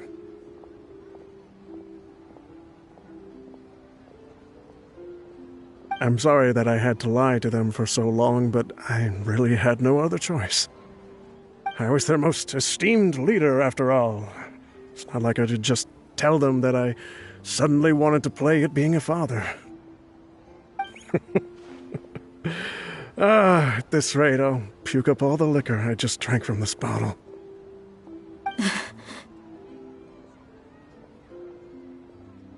Anyway, Dia, you possess the kind of freedom and kindness that we could only dream of.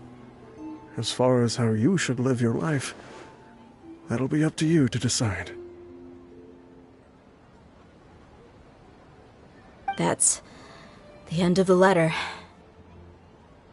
In the end, he was still thinking of me as a little child. I suppose, or I would have suffocated under the sand a long time ago. He was a good father to you. The fact that he wasn't a blood relative doesn't change that. Yeah. It's just a pity that we had to learn the truth of everything like this. Do you already have some ideas about the decision that he wanted you to make? I do. If he first found me alone in the sands, then I want to try my hand at finding the person who abandoned me. I just have one wish. To tell them a story. That there once existed a childish and foolish jerk with a heart of gold. And that only under his care was I able to grow and mature into the person I am today. If you end up finding any leads, can you share them with us? We go on adventures all the time. Maybe we'll be able to find some information for you. Sure, I appreciate it. I wasn't expecting you to be so enthusiastic. I'll help too. Thank you. All of you. Thank you so much. My life has certainly had its twists and turns, but I've always considered myself lucky.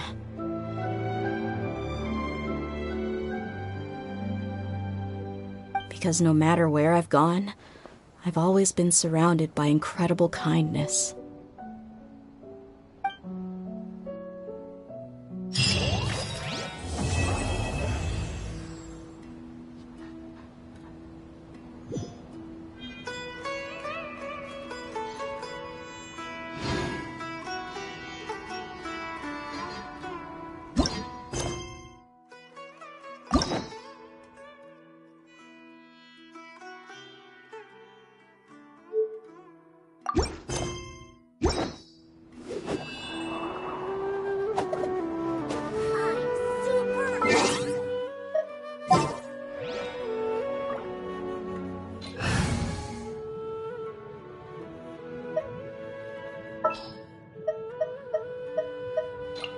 will protect you.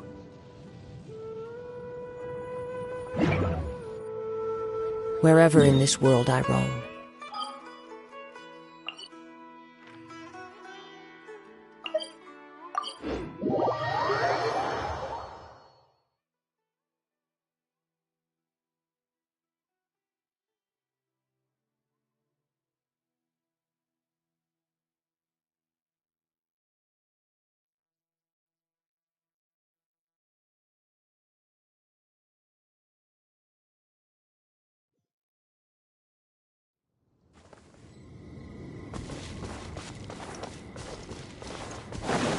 Right.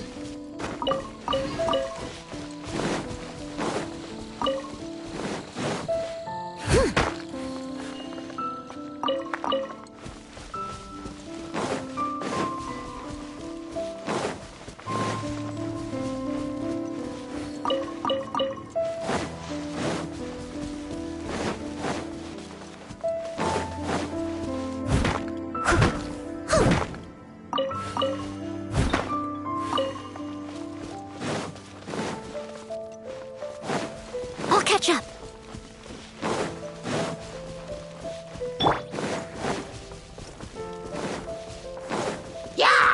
Into the wind.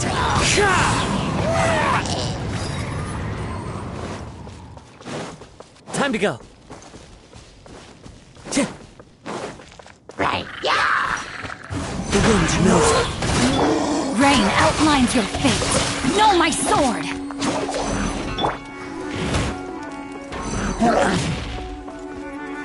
Wind strike.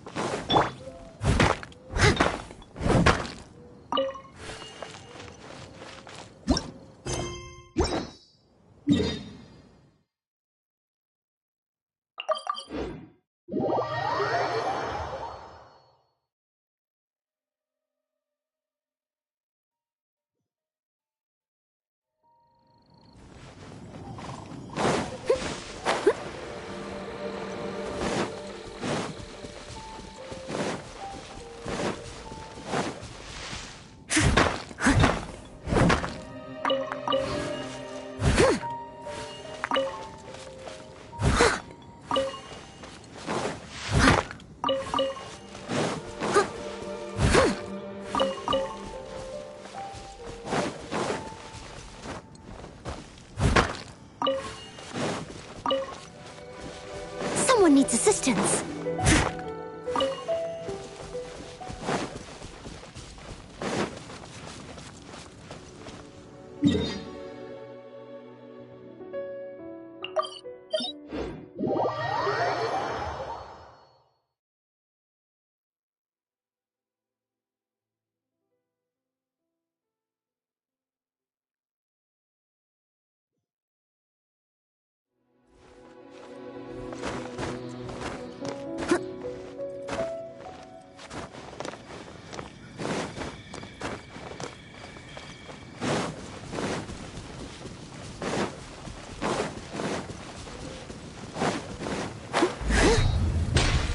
I'll catch up.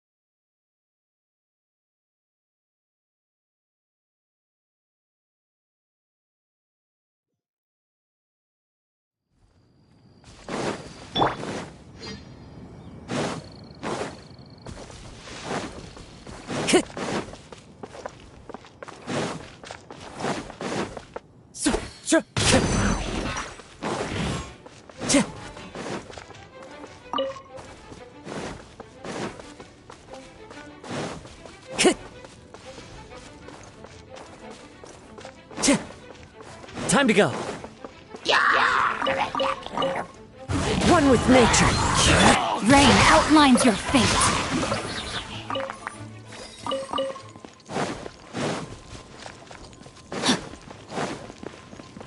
Body and mind.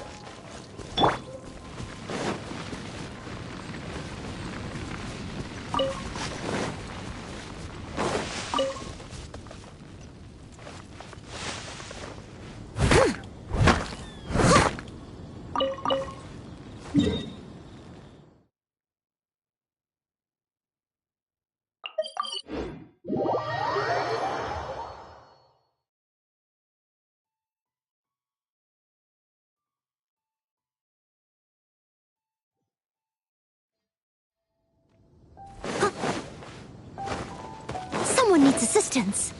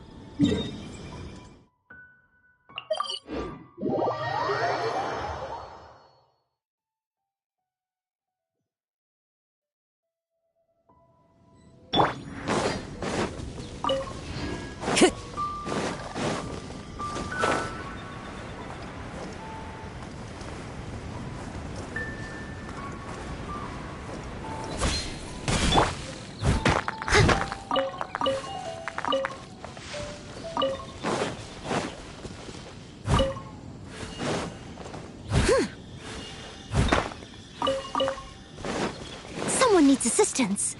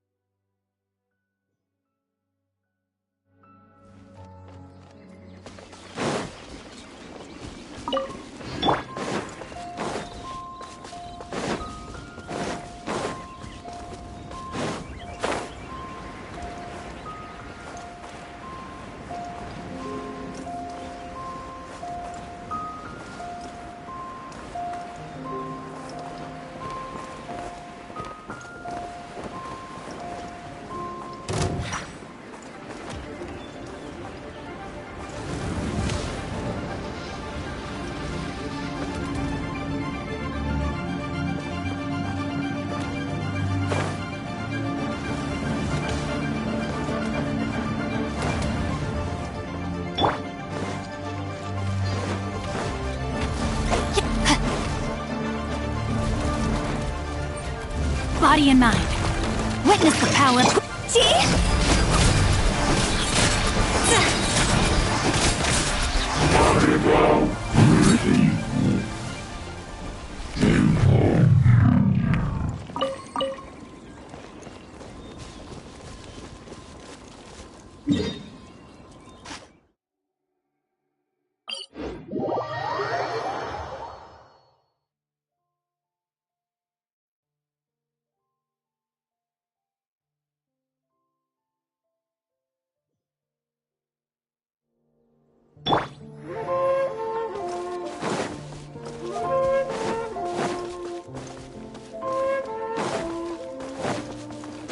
Follow the wind.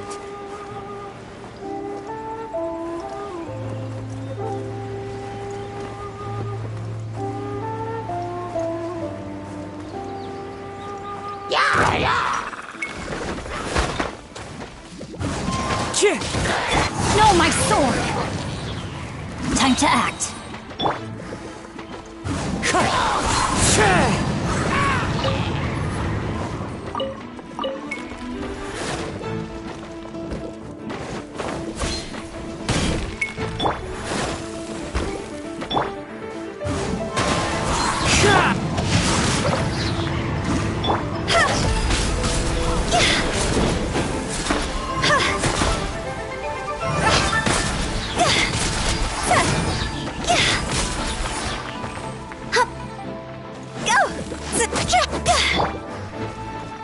The wind knows me.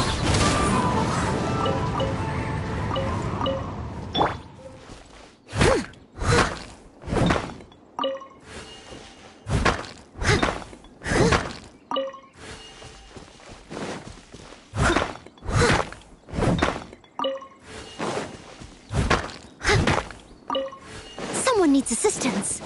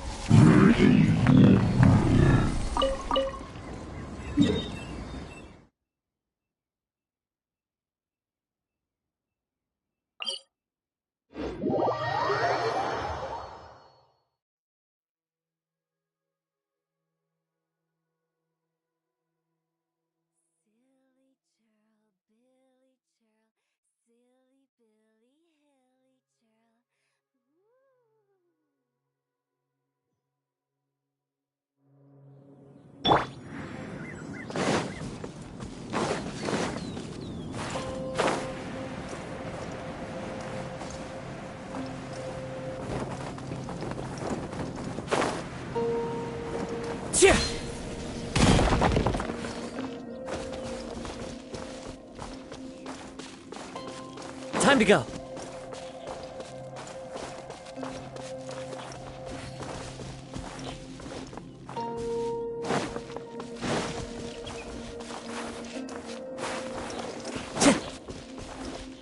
Time to go.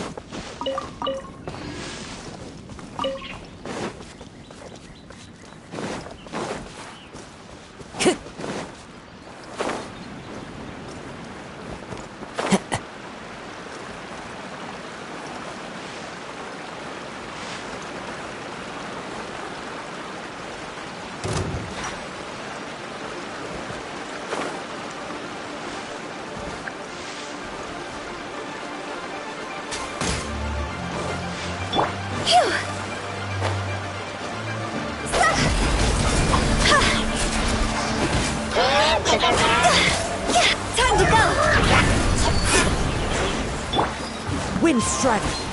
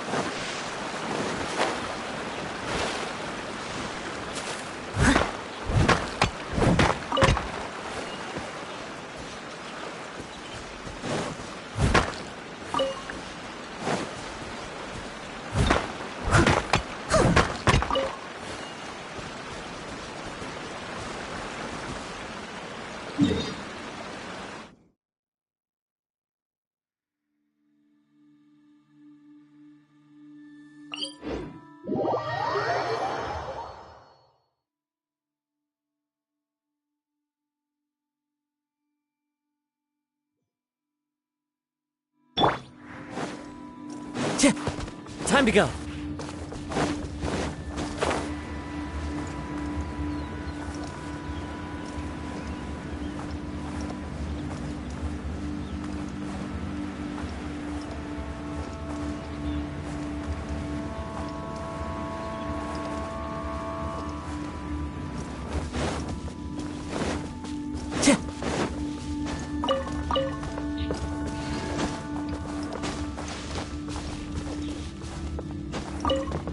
Time to go.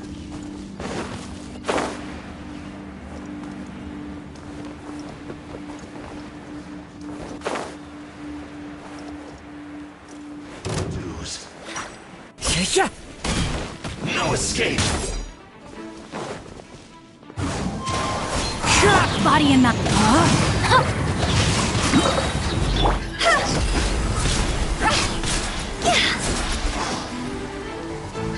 So soon.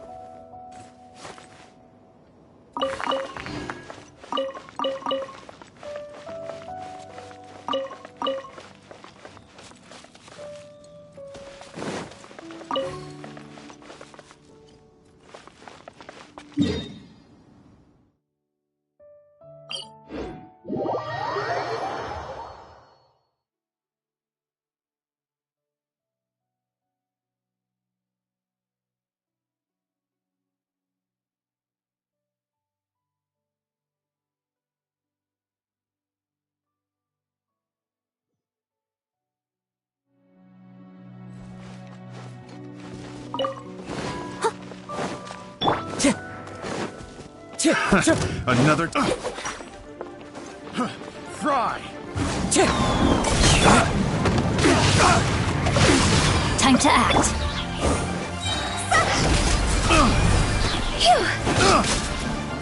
Go! Huh?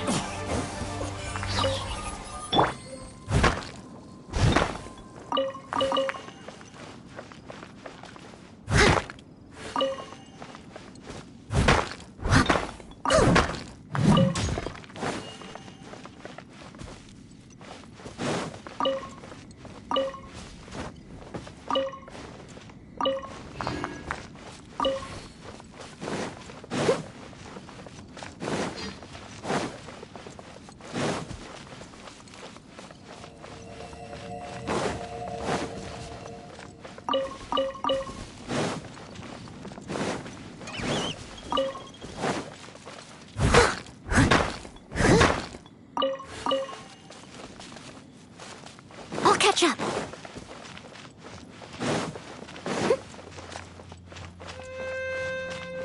I'll catch up.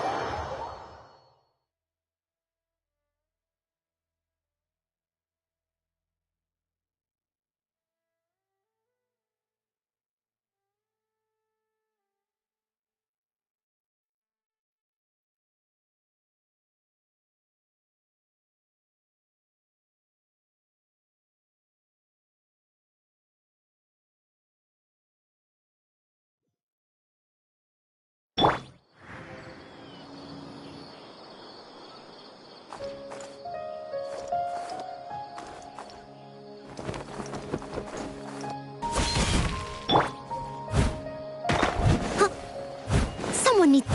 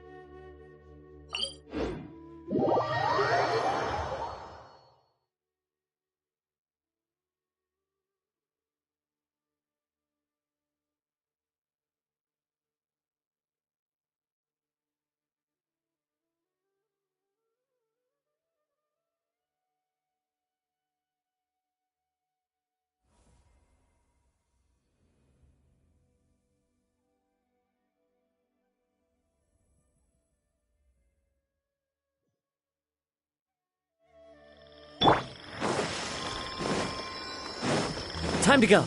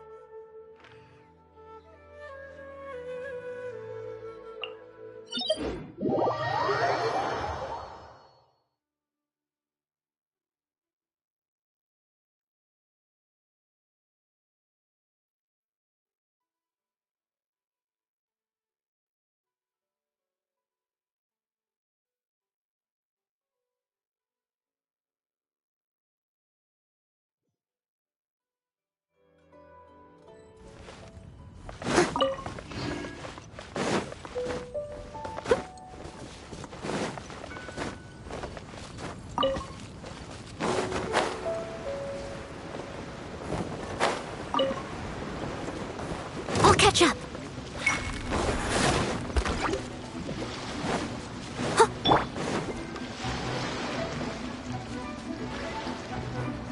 Boring. Are you? No, my sword! This isn't good. Lose myself a little. Over here! The resistance shine no longer. Phew! Go!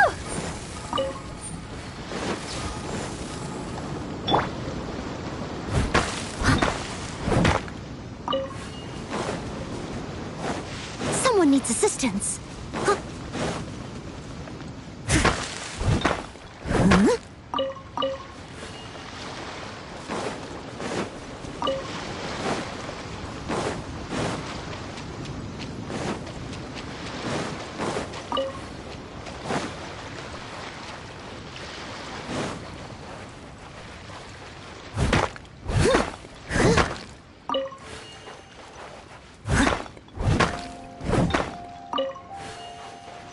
Someone needs assistance.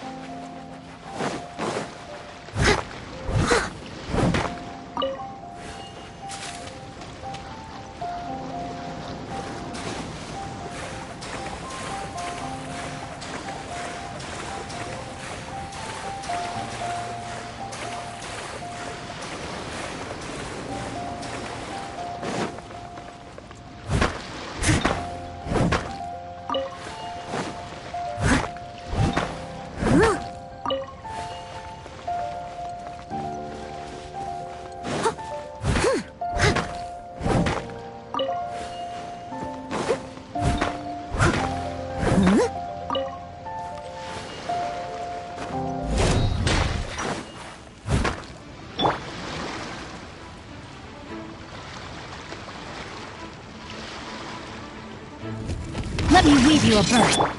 This isn't good. Go!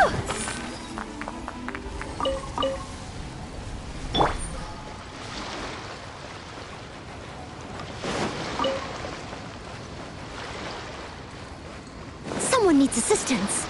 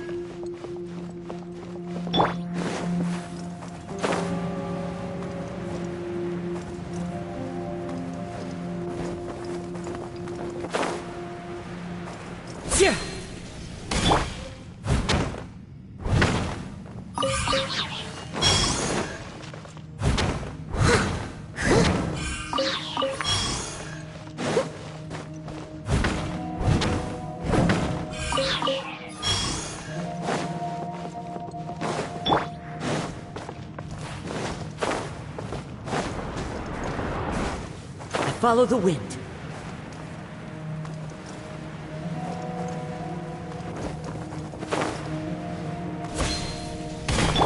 Steady as stone.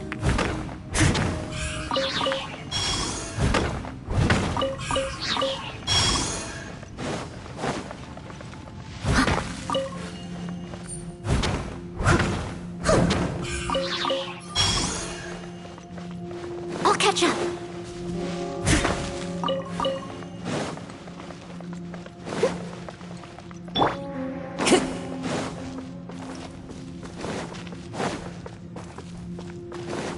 Time to go.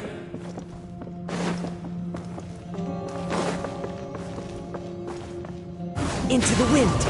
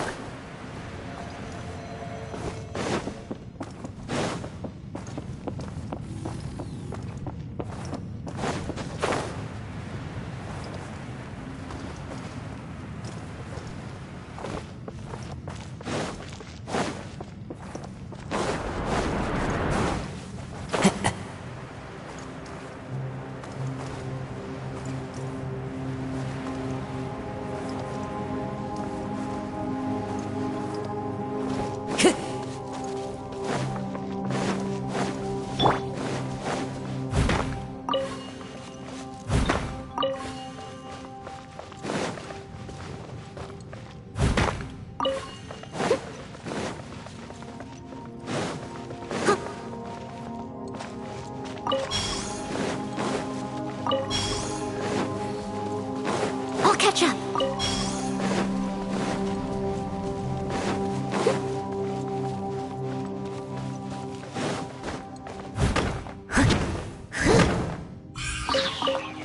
I'll catch up.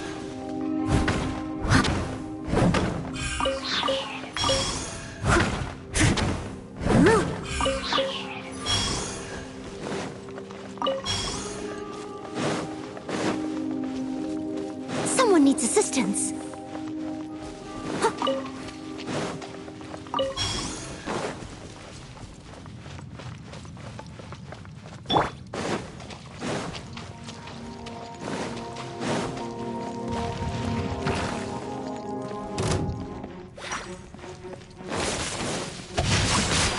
Rain outlines your fate.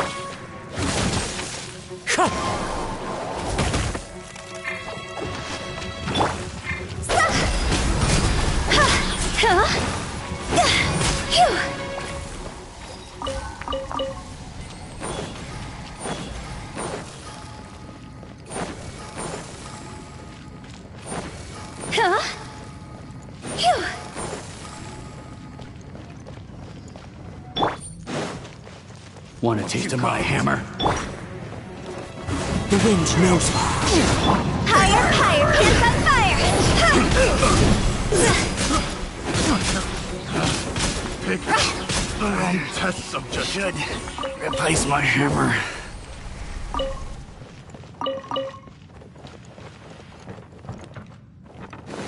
Go!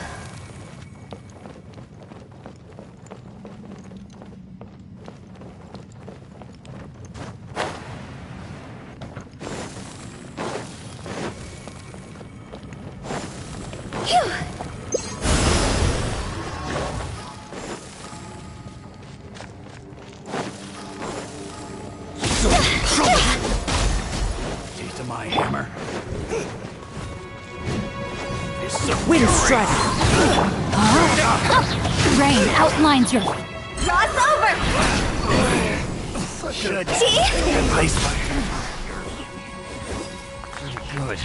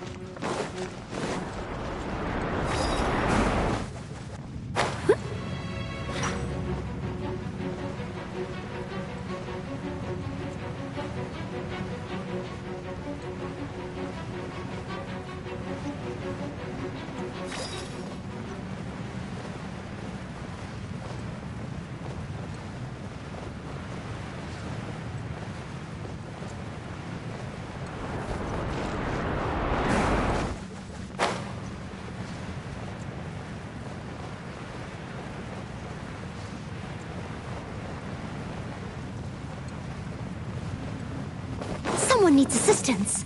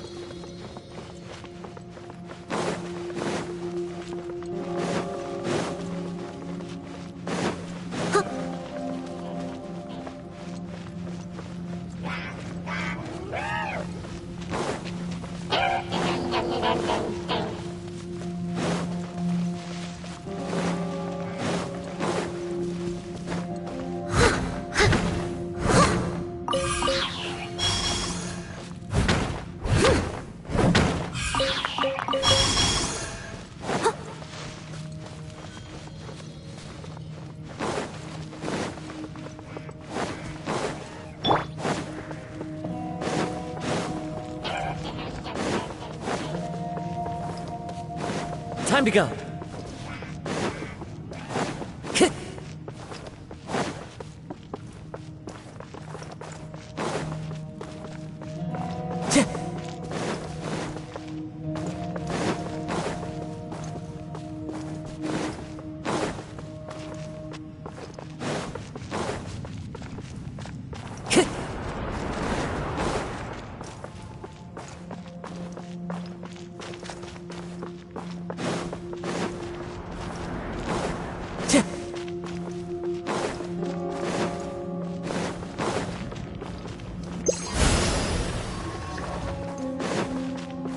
Time to go.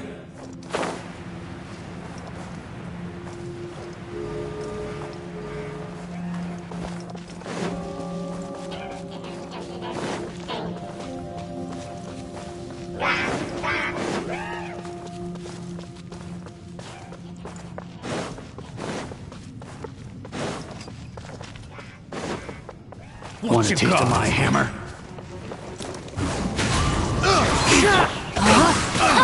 No, my sword! Picked the wrong test subject.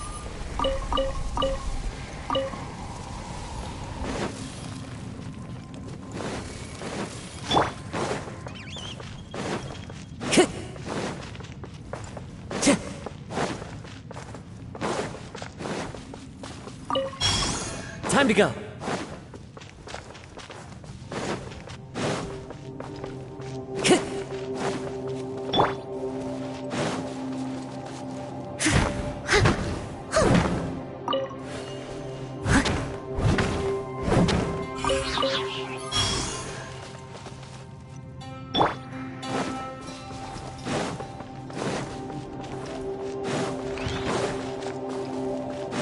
Time to go.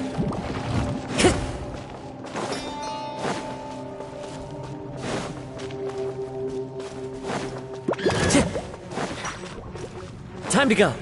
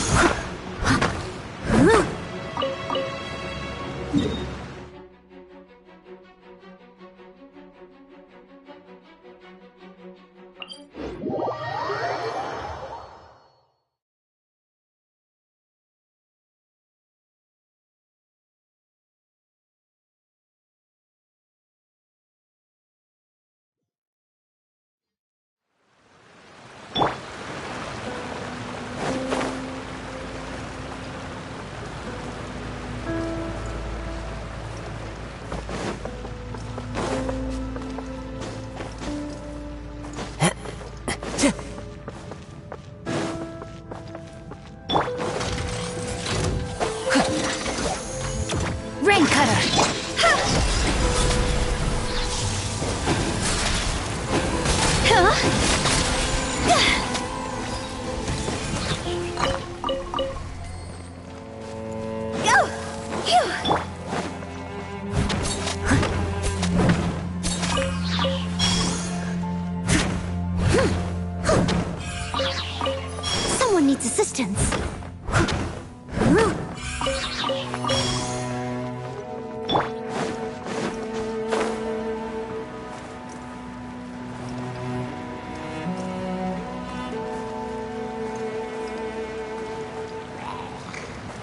One with nature. Rain outlines your fate.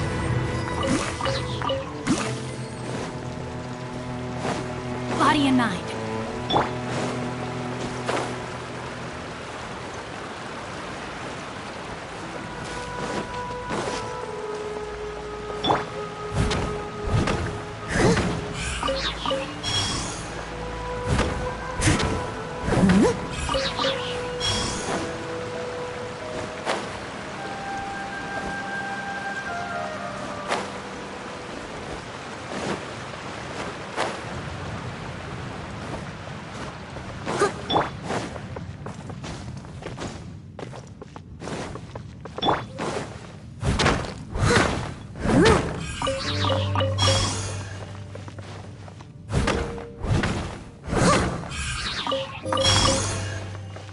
Someone needs assistance.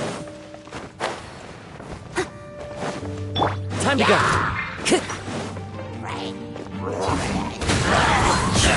No, my sword! Rain outlines your fate.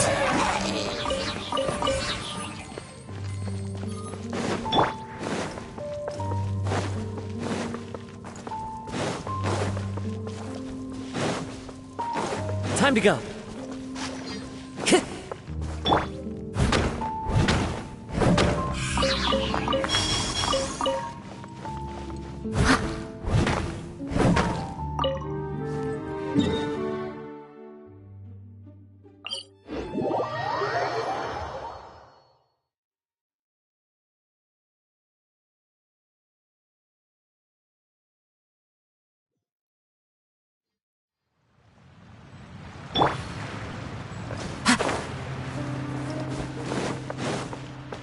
The wind knows me.